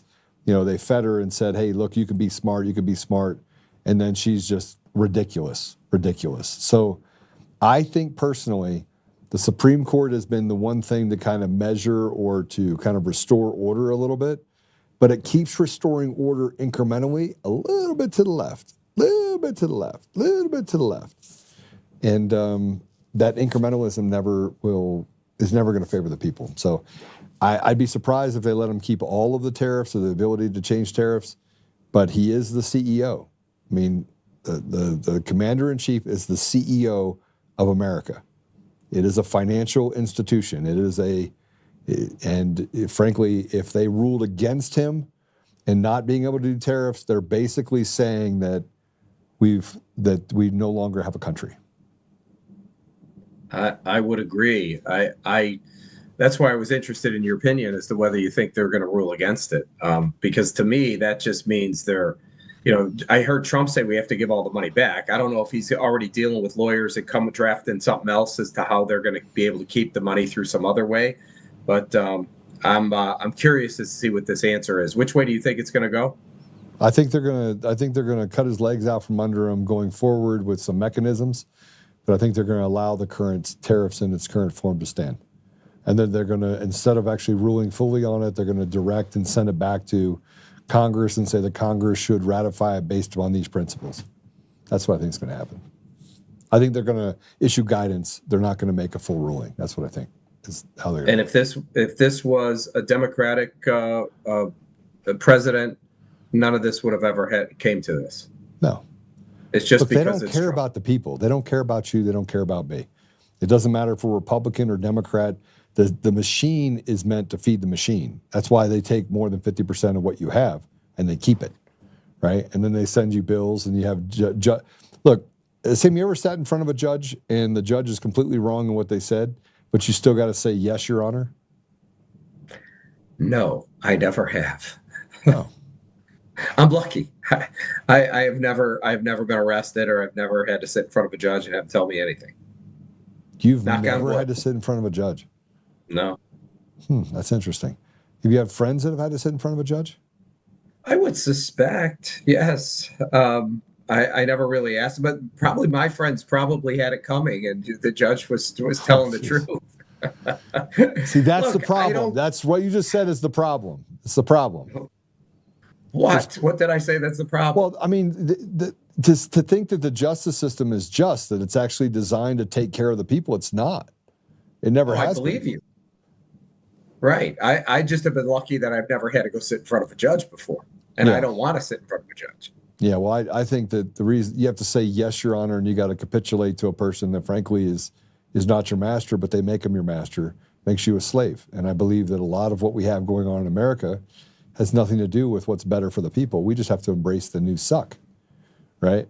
And we don't get accountability. And the haves, tell me when the last time someone got arrested in the government for doing bad stuff. Good question. I don't see any accountability for any of these people. Yeah. Nothing. I think President Trump's going to get to it. I think he's going to get to it. But I was going to say that's what Mark Fincham told me. I was in Arizona for the Turning Point event, and I had lunch with him, and I said, "Mark, what's going on?" And he, anybody going to get arrested? He said to me, "It's coming. Give it some time, but it will absolutely happen." I said, "Well, I hope so. I don't have any information coming from the White House or anything like that. So I don't know what information he has, but he seems pretty confident it's going to happen." Yeah, me too. Me too. I agree with it. Well, what do you think about the pipe bomber deal? So refresh me on that, Joe, just because I know this was something that happened back in 2000, what? 2021 or whatever it was. It's happening in January 6th, 2021, January 5th, 2021. And they caught him. No, they didn't. No, they didn't, though. Steve Baker caught him with a gate analysis, and it was a Capitol Hills police officer that they then went to go work for the CIA. Caught her dead to rights. Like, the FBI was literally casing out the house right next to her because they traced her all the way back using the card of the what's it called, subway. I mean, Seraphin and others were on this stakeout right next to it. They caught her. We verified everything. Then the FBI comes in, swoops in, and tries to get Steve Baker fired, along with other people trying to get her fired. And then 3 weeks later, because of all of this that happens with the FBI, in swoops the government and says, we're going to arrest this black kid from Woodbridge, Virginia, that's autistic, that drives around and does Uber Eats. And that's the pipe bomber who walks weird and has a disproportionate, leg to body ratio. And then the DOJ fails to file certain things, and one of the charges against him gets dropped because the DOJ fails to do the right thing and misses a deadline. So the person who did it is a Fed or CIA. Yes. Is that correct? Okay, yes. So I hadn't been keeping up on this story. So the person who did it was a Fed. So obviously it was intentional. They were instructed to do it. Correct? Yes. Have they figured that out yet? No. And they said that he admitted it. I mean, I'm not sure he could admit anything. None of it makes sense, right? Here's what I know to be a fact. They were able to trace back and forensically find out that this woman, who was a Capitol police officer, used to be a star soccer player, was the pipe bomber, traced it all the way back to her house in Virginia, right? Mm-hmm. Right to the front door, right? And all of a sudden, that all became bunk. It's not true. They did everything they could to cover it up. They all came out and screamed and yelled, had influencers do all this stuff. And then they arrest this guy and make this big deal. We've caught the pipe bomber. Just happens to be a couple weeks after Steve Baker did his deal, and they tried to get him fired. But no, we caught him. He's a young kid who has some radical ideologies. So how does this all come back into play? Because you're talking about something that happened 5 years ago, right? No, they just arrested him. This just happened. So this just happened with the kid? Yeah. Dude, we got to get you to read your own app, bro. I know, because I'm up to date on a lot of things. This whole pipe bomber thing, I really never paid much attention to because it was old news. Well, the news is that you took a journalist who's a really good journalist to catch him. And then when they caught him, they didn't want him to get caught because the apparatus of look, and then you got to get into conspiracies and whether it's conspiracy theory, and then your head starts to hurt. But then you're like, why would you cover up the crime? And it's the FBI that's run by Kash Patel, that you probably heard what I just did there, that is supposed to be doing things for the better of the people, but he's playing basically Chris Frey Jr. And you actually think Patel is Awful. in on this? You don't think he's good? Okay, because I think he's the shittiest FBI director in the history of the department. I think they should abolish the FBI completely, shut it down, burn the doors down, do whatever they need to do, close it up. It serves no purpose for the American people at all. That's what I think. that I agree with. And it's no better with Kardashian Patel. Yeah, He's more I've interested talked in to bling friends. bling and yeah. I have friends that are law enforcement, police, and they say there's nothing they could do that we can't do. So there's no real need for them. They could just migrate right over and work at the police stations. I know what they can do. I know what they can do that the police stations can't do. Cover up crimes. Oh, create crimes out of nowhere and then arrest the people for it, right? Yeah, The FBI has full immunity to do whatever they want. Just walk around like, you walk into a room with 10 guys, you get to know all these guys. Turns out that all 10 of them are FBI agents working you. They're like 11 guys caught, 10 unindicted co-conspirators, conspirators, and Joe Oltmann. A guy that I was talking to worked in D.C. told me that everybody knew that the feds were just an arm of the Democratic Party. Yes, that's what he told me. To enforce what they needed to get enforced. So that being said, what the hell are they needed for? I think that's my issue. That's my issue. Look, let me ask you a question, Sam. You just want to life, liberty, pursuit of happiness, right? Is that pretty much it? Does that pretty encompass what you want in your life? 100%. All right. How do you get that with all the conflict and all of the roadblocks that are put in place around our communities, our states, and our country that we currently have? How does anybody maneuver through that? You don't. It's become much harder to be able to earn a living. When I was in my 20s, I made more than I make today. Think about that, right? And that was when gas was like 40 or 50 cents a gallon. I don't remember what the hell it was. It was cheap. And, you could buy a loaf of bread for 50 cents. Milk was $1. We're talking, 40 years ago. So it's become much harder because of all the regulations. Basically what happened is, the government saw everybody making money and figured out how do we get our hands on it? And they created regulation where it only flows to a handful of people, and those people bribe them through what's called campaign contributions. And that's how your what did you call it? The apparatus, how it works. And that's what has to change. And you have too many people in power that are working for the betterment of themselves and for not the people that they represent. Yeah. All right. Well, I tell you what, we're in a kind of a weird place. President Trump just did that announcement, so I hope that works out well. I hate to not be able to give the government any sort of any slack or grace, but I can't. They've proven themselves to be completely incompetent fools who like to persecute and treat people horribly in our country. So, Sam, what's next, bro? What's next I'll tell for you? You're gonna I mean, for me, we're an independent media. Well, I should say a platform, and we're building a network of content creators across the United States and even the globe. I probably have 70 or 80 people, out of this country that produce world news for me almost every single day, right? Which is kind of cool. So, to me, there's three ways to solve this problem. Certainly, that you want to control the press, or at least put the power of the press in the hands of the people. What the hell is that? Chinese? Yeah, it feels like it. Yeah, it looks like I can't read it.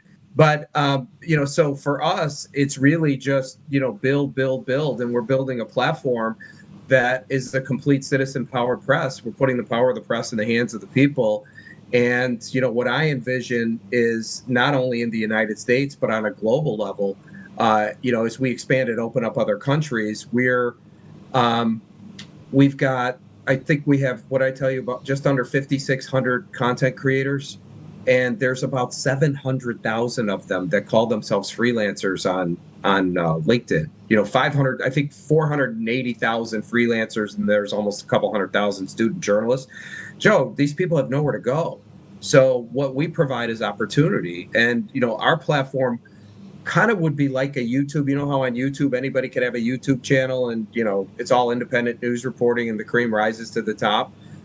You don't have to go to broadcast journalism school to have a YouTube channel.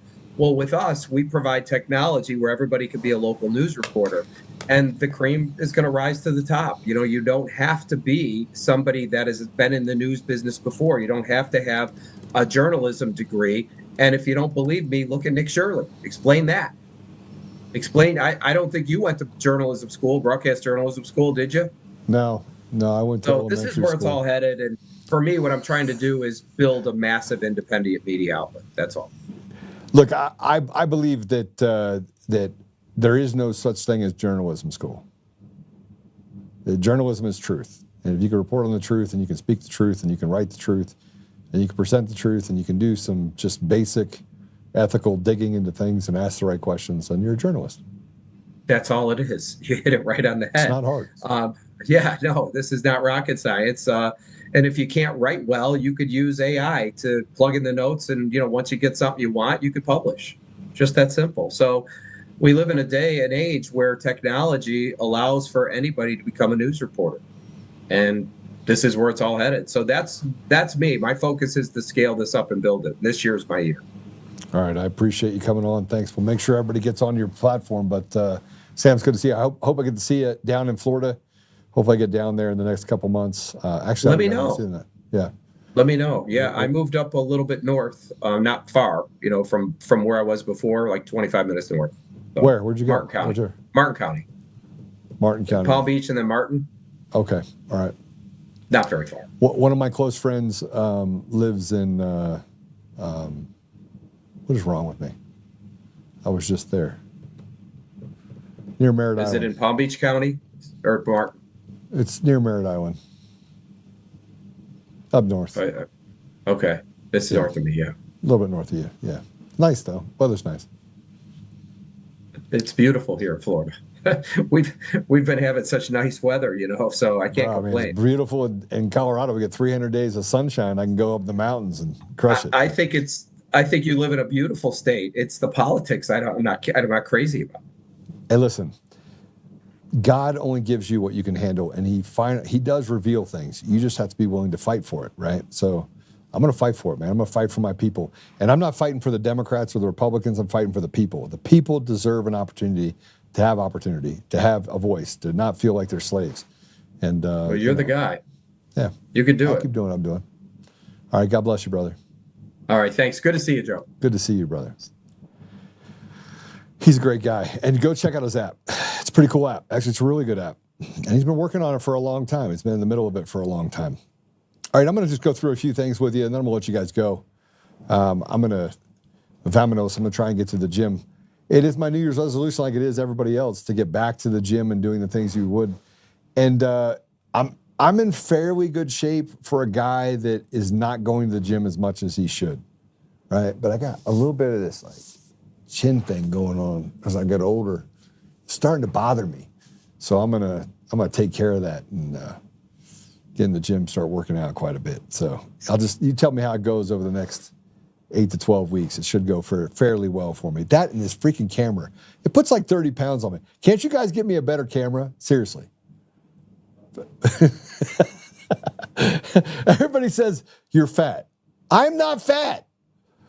Right? But I went and looked at a picture of me and I was like, I feel like my chin is a little, I need to maybe, so working out. So one of my trainer friends said, just go work out. Just like get back into like rip shape.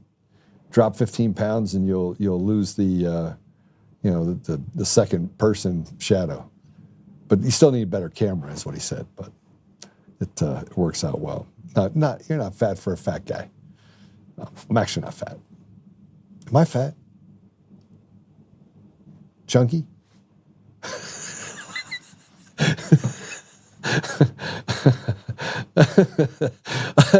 I have fun with it because people say stuff and I'm like, I don't have any time to do anything. I need to go back to the gym. So I'm going to head back. All right. Can we talk a little bit about all this other stuff? Can we talk about it? Here's Lieutenant Governor of Minnesota. Just those 10 seconds, but go ahead and push it. Our neighbors are being disappeared.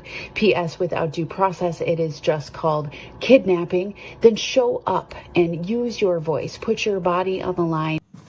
Yeah, so by the way, this loudmouth is the reason why Renee died. Live to see another day. Do you know that I would love, there'd be nothing I would love more than to hurt certain persons. And I could do it. You put me in a room with a few of these people, I will throw them around like a rag doll. I would put some serious, serious pain on them. But do I? No. No. I choose that I let God handle what God's going to handle, and I continue walking consistently down a path and calling for consequences against those that commit crimes. There was a protest yesterday outside, and police were forced to pull back after they were assaulted. Let's go and play it. And there'll be more videos. We're in a world with lots of videos, which is a good thing for getting to the truth.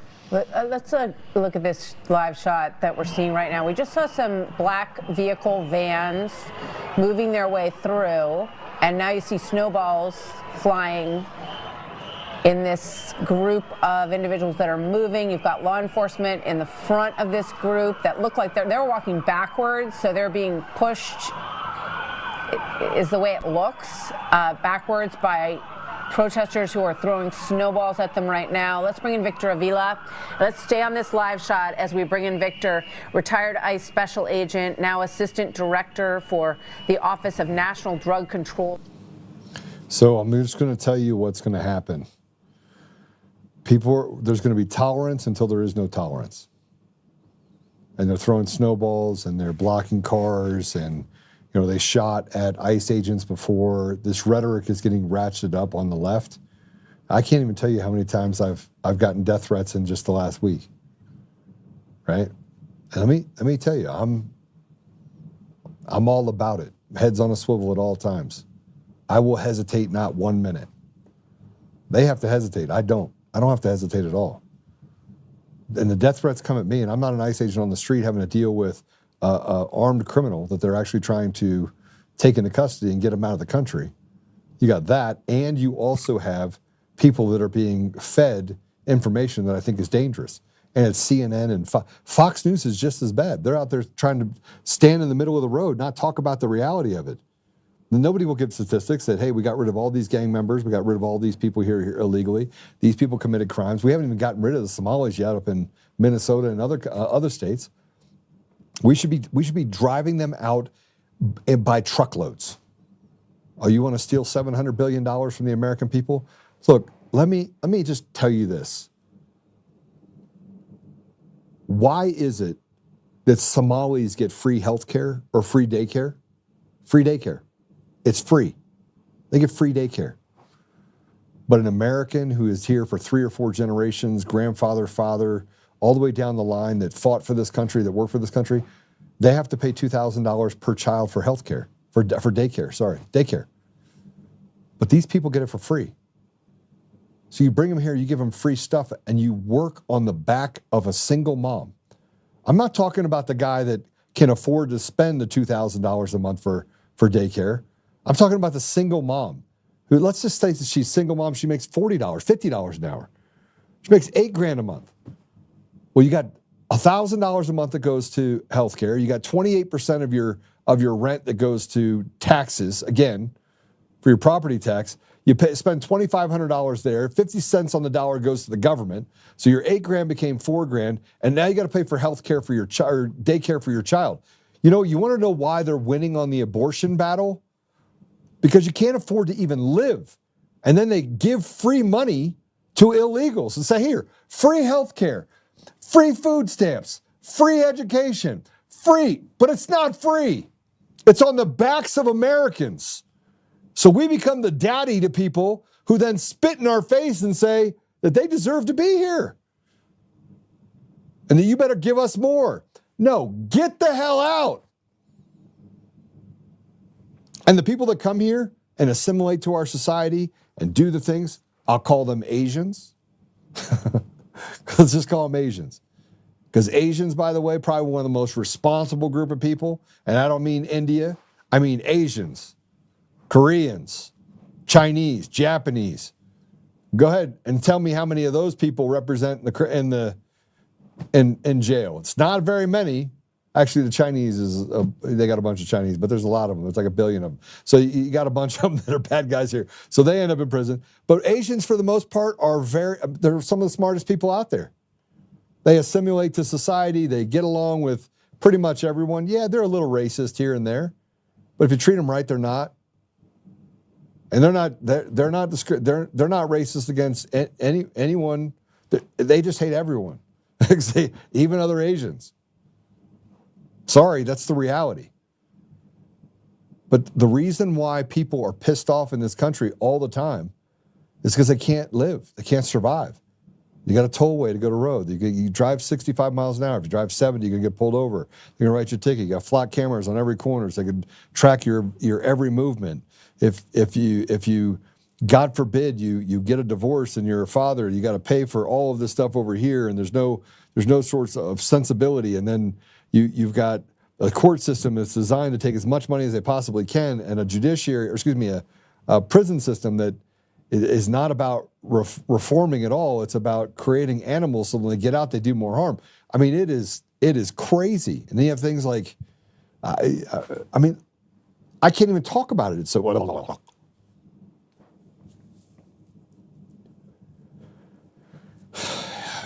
Okay, that's like soup salad. Here's what's happening in Minnesota right now. Play it. So I am in Minneapolis, Minnesota, which is pretty much turned into the center of the political universe for ongoing federal raids involving fraud in the state, and then also ongoing ICE raids. This is the largest ICE operation in Minnesota in the country, according to the feds. And I want to show you what's going on right now, because after a woman was killed yesterday, there are protests all over the place. So, hold on. Okay.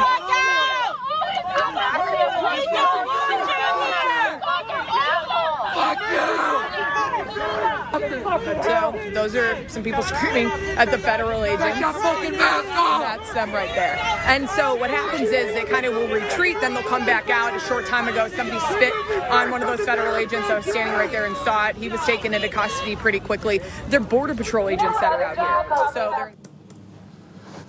I mean, let me just explain something to you just about statistics. That's really, so you understand it.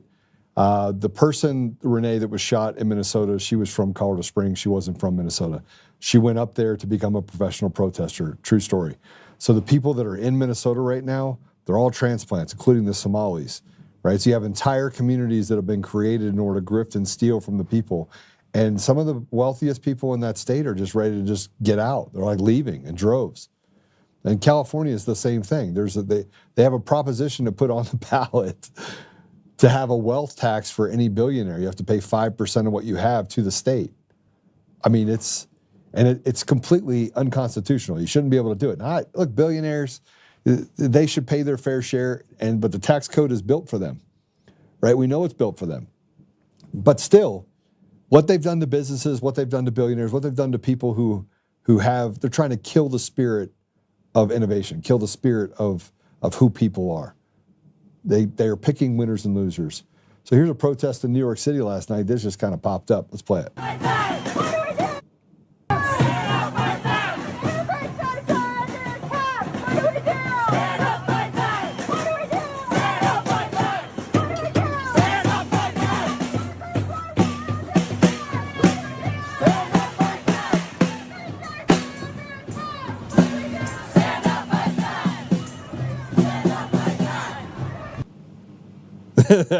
You see all the people wearing masks? You want to know why?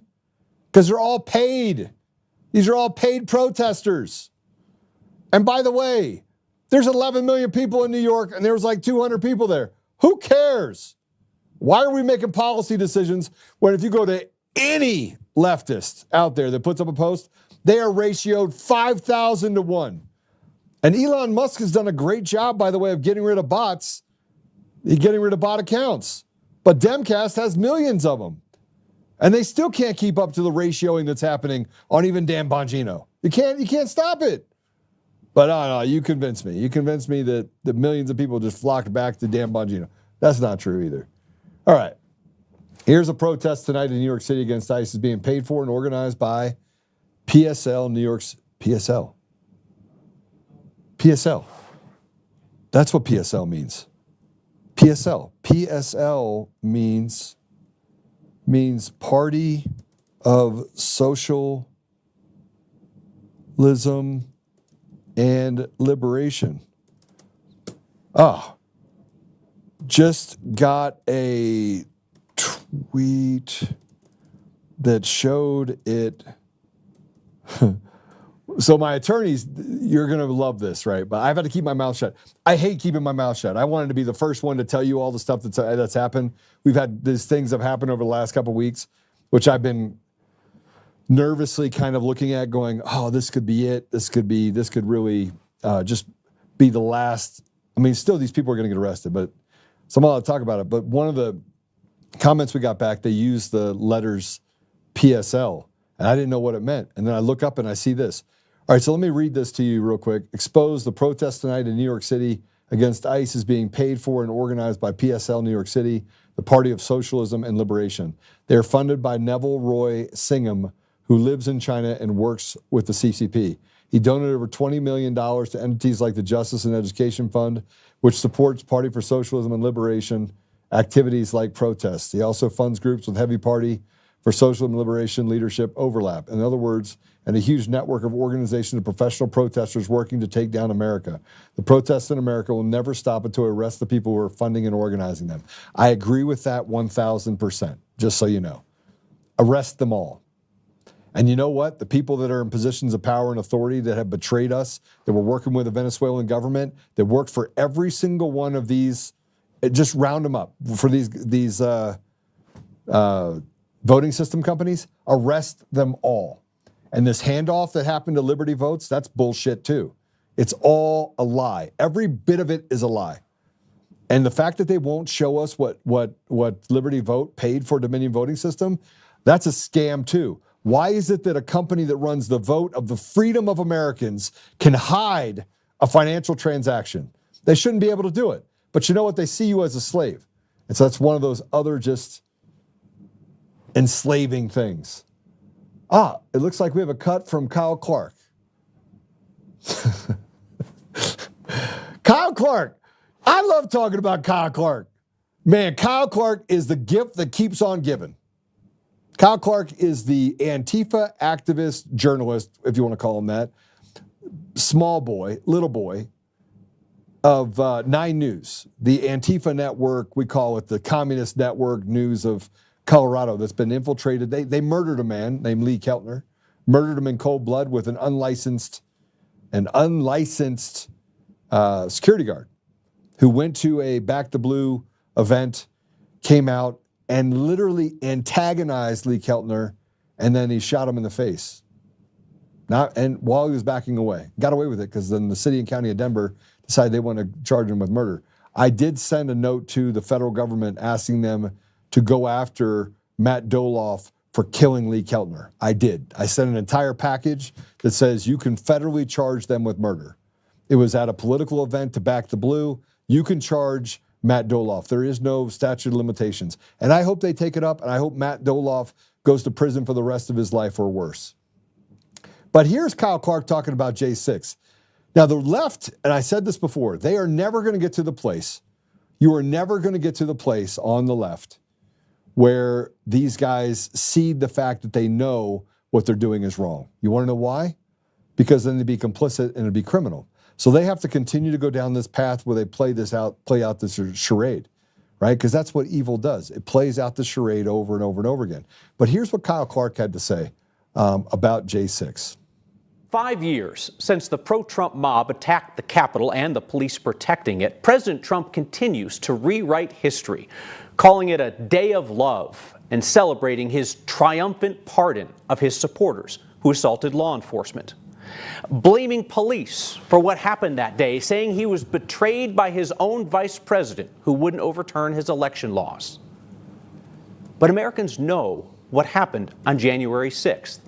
We have all seen the video with our own eyes. But 5 years later, a shrinking number of Americans can now tell the truth about what happened without fear of consequences. Can a Republican in Congress or just about anywhere in elected politics these days tell the truth about January 6th without consequences? No way. Can a journalist tell the truth about January 6th without consequences? Increasingly, it depends on which media company the journalist works for. Can everyday Americans tell the truth about January 6th without consequences? It depends on whether you're willing to risk family, friends, maybe even an employer turning on you. If we lose the ability to tell the truth without fear, to tell the truth about the most obvious things, well, then I'll just say it plainly. We are in danger. All right. So let me just tell you something. First they lie, then they lie again. Then they lie again. Then they tell you that they're lying while they lie even more. And then they lie again. And then they lie again. And then they lie again. Now, the entire time that they're lying to you, they started the conversation years ago by saying that live your truth. So it doesn't matter what everybody thinks. It's your truth. You get to dictate what truth is. See, they moved the goalposts. They took out ethics, took out morals, and they replaced it with this thing called ambiguity. And so now they can lie to you and they can believe what they say. They can believe the lies that they tell you every single day. And you're supposed to believe them. So here's what I said about Kyle Clark, and I had to write this down. Kyle Antifa Clark. He went on a diatribe about truth, and he used the old psychological tactic of we all saw the video. You missed that part. He said we all saw the video. Well, we did. We saw the videos that the mainstream media hid from us. We saw the videos of what they lied to us about. They didn't show us the videos of the police shooting tear gas and trying to instigate the crowds. They didn't show that at all. They didn't show them actually letting people into the Capitol, or the fact that there were hundreds of FBI agents that were there to antagonize and to create a scene that they then can use later to attack the very people that were at the Capitol to fight for a redress of grievance. We saw that, but I didn't write that. I just wrote this. I said, oh, well, yes, we did. We watched as the mainstream media lied with impunity, but Kyle is clever. He long ago stated that you have your truth, so lying about J6 is easy as moving your feet for this guy. Did he report on the bribery case involving Weiser and the Governor Polis? No. Did he report on Eric Coomer running into a building and lying to police? No. Did he report fairly about the smoke, Lindell trial and about the Lindell trial and the outcome? No. Has he reported the truth about anything? No. This man is one of the most dangerous men, if you want to call him a man, in Colorado. Why? Because shaping truth to fit a narrative of ideology is not truth. It is evil, demonic, and outright dishonest. J6 was about Americans recognizing they were not heard, and massive election fraud against the American people was afoot.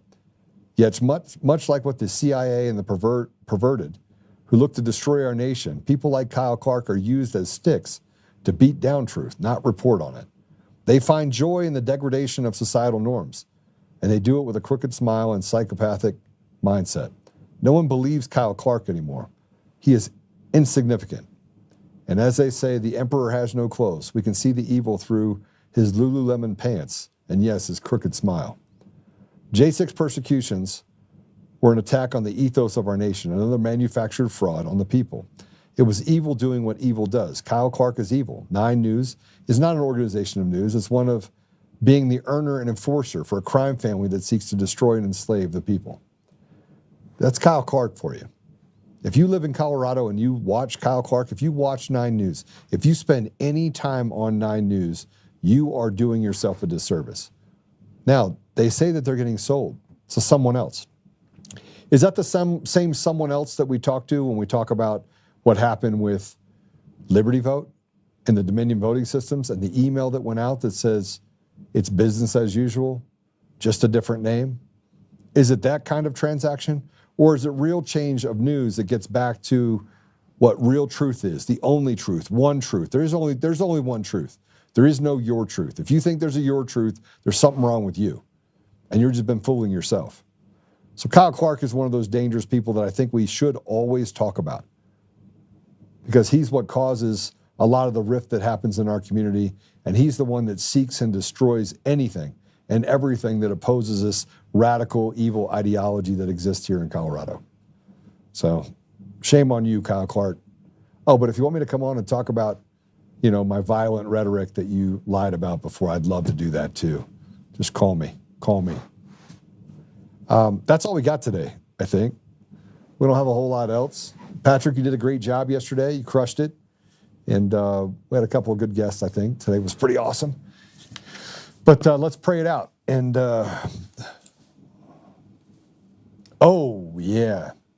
So we have an episode tomorrow where we'll have David Clements on. It's going to be absolutely amazing. Make sure you share it. Make sure that you show up early. We're also going to spend a little bit of time talking about Raul. Now, a couple days ago, I played and showed you a couple of clips about FBI agents and CIA agents talking to Raul. And instead of actually saying, hey, what information do you have? Now, they texted back and forth of, how do we put money in your pocket? Romania is what we call the wild, wild west. Anything goes in Romania. Balkan nations, much the same. But Raul was just a different guy. And he just wanted to get to the bottom of all the fraud that was existing, even inside of the FBI and Fox IT and all these other organizations. And he did a pretty good job doing it. Then they threw him in jail. And so we're going to talk a little bit to David about that. What's happening with President Trump, and now we see an executive order getting ready to drop, and the constant arrest that we're going to see here very shortly. I have a lot of confidence in what President Trump does, because he just wills it. He wills it. Now, do I think that everyone in his administration is good? No. Obviously, I think that Dan Bongino left because he didn't have the stomach for it. He's a paper tiger. And do I think that Kardashian Patel represents, what they did to the pipe bomber, what they did to Steve Baker, and what they did to the suspendables, I find to be abhorrent. I think he's just what you think of when you think of little Indian man. But, what do I know? Tomorrow's going to be fire. We're going to have a lot of fun tomorrow. And but I will say this, you still have to stay deep in prayer. So pray, stand, speak, act. And tomorrow we'll get to talking to David to kind of round out the week. So should we pray? Let's pray. Father God, thank you for all of it. I mean, just the last 5 years. I said it's been difficult, but I'm grateful for the experiences. I'm grateful for the people that have entered my life. I'm grateful for the fact that we've been able to wake up Patrick. I had a great conversation with him this morning. I just asked questions. And, the one thing that I can say, Father, is that as you pull things back and you give us access to what's in front of us, conversations become more dull when you talk to people who just don't know. And so I am grateful that I can be counted among those that can see with my eyes and hear with my ears. I'm grateful for the people that have fought so graciously and so courageously. I'm thankful for President Trump. I'm thankful for many parts of his administration, but I'm thankful for the American people who keep standing.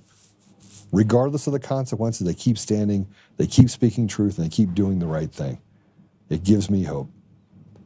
And Father, even though we talk about the things that are not going well, we know that everything it lies in you. We know that you are the one that gets to decide what path we take, and that we're here to serve. So Father, just help us that we may honor you in that service. And as we talk about that, we have people that have been really sick. We have Dave Bear that's fighting cancer, and I keep asking that he be healed. And we know that your will be done, but we really would ask that you heal Dave.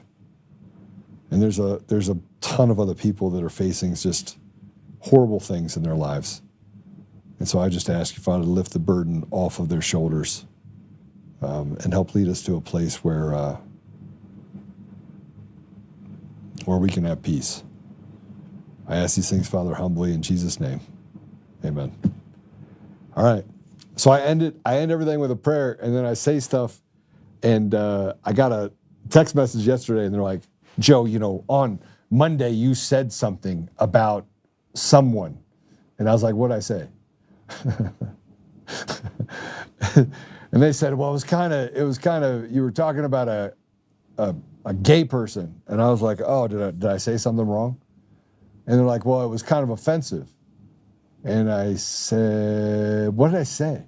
They're like, I don't remember, but you talked about a gay person. Listen to me. My business partner is a gay married Jewish father of 2. He's one of the coolest guys, one of my best friends. He's one of the coolest guys you'll ever meet. And he's the reason we don't have HR, because we get to make fun of each other, right? But if it offends you, I can't help you. I don't think it makes you any less of a Christian or more of a Christian. I think we got to be able to poke fun at each other. And if we don't bring humor back, what else do we got? Like it kind of sucks not having the same humor. And some of the funny stuff that you'll find on social media that's humorous is totally inappropriate. So sometimes I'll be a little inappropriate. So just forgive me for that.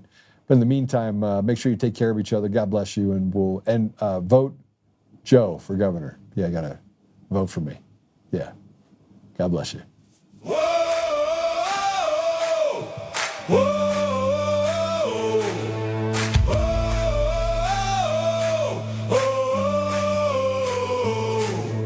Rising from the fight for the forgotten and the free, exposing rigged machines, Kuma's lies, Dominion's deceit, pays a grand each day, shielding truth from corrupt halls, but he won't back down, standing tall through it all.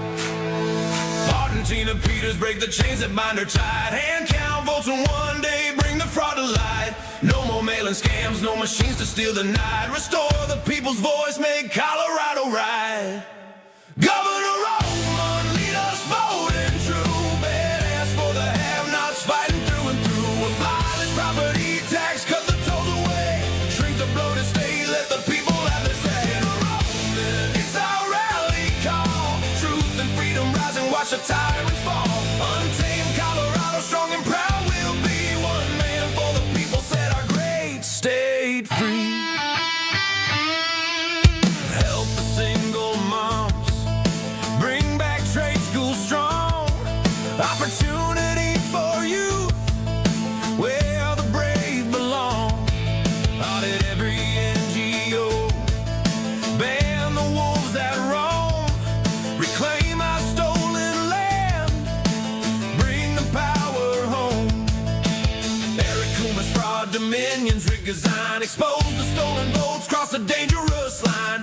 No more victimhood, no chains on you and me. He's running for governor for real liberty. Smash the fraud machine, pardon heroes jailed for the have-nots. Rising truth will never fail. One warrior defies the corrupt elite. Colorado reborn, strong on our feet. Governor Oltmann, lead us bold and true, badass for the have-nots, fighting through and through. Abolish property tax, cut the tolls away, shrink the bloated state, let the people have the say. Governor Oltmann, it's our rally call, truth and freedom rise and watch the tyrants fall. Untamed Colorado, strong and proud, we'll be one man for the people, set our great state free.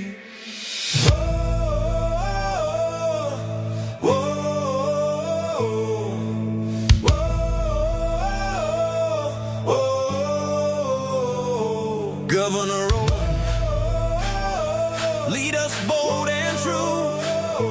Governor Oltmann, freedom forever, Colorado rise.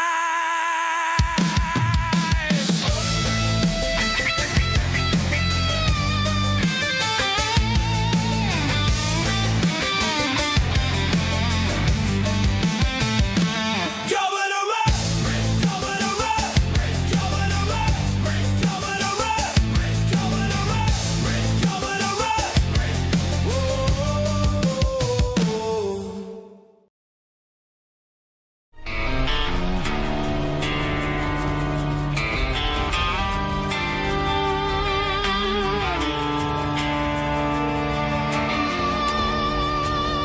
Rise up untamed, in the heart of the fire where the wild ones roam. Joel Oltmann's calling, bringing truth back home. home. From conservative daily to this untamed fire, we shatter the silence, lifting spirits higher. No chains can hold us, no lies can prevail. Authentic and fearless on this rugged trail.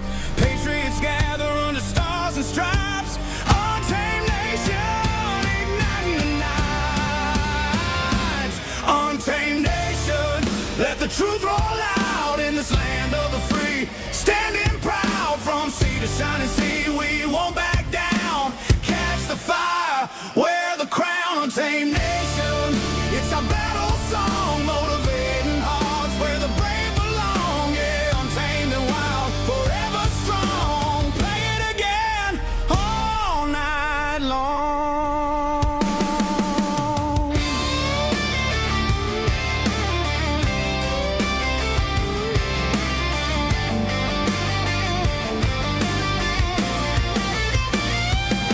Break the mold, chase the real.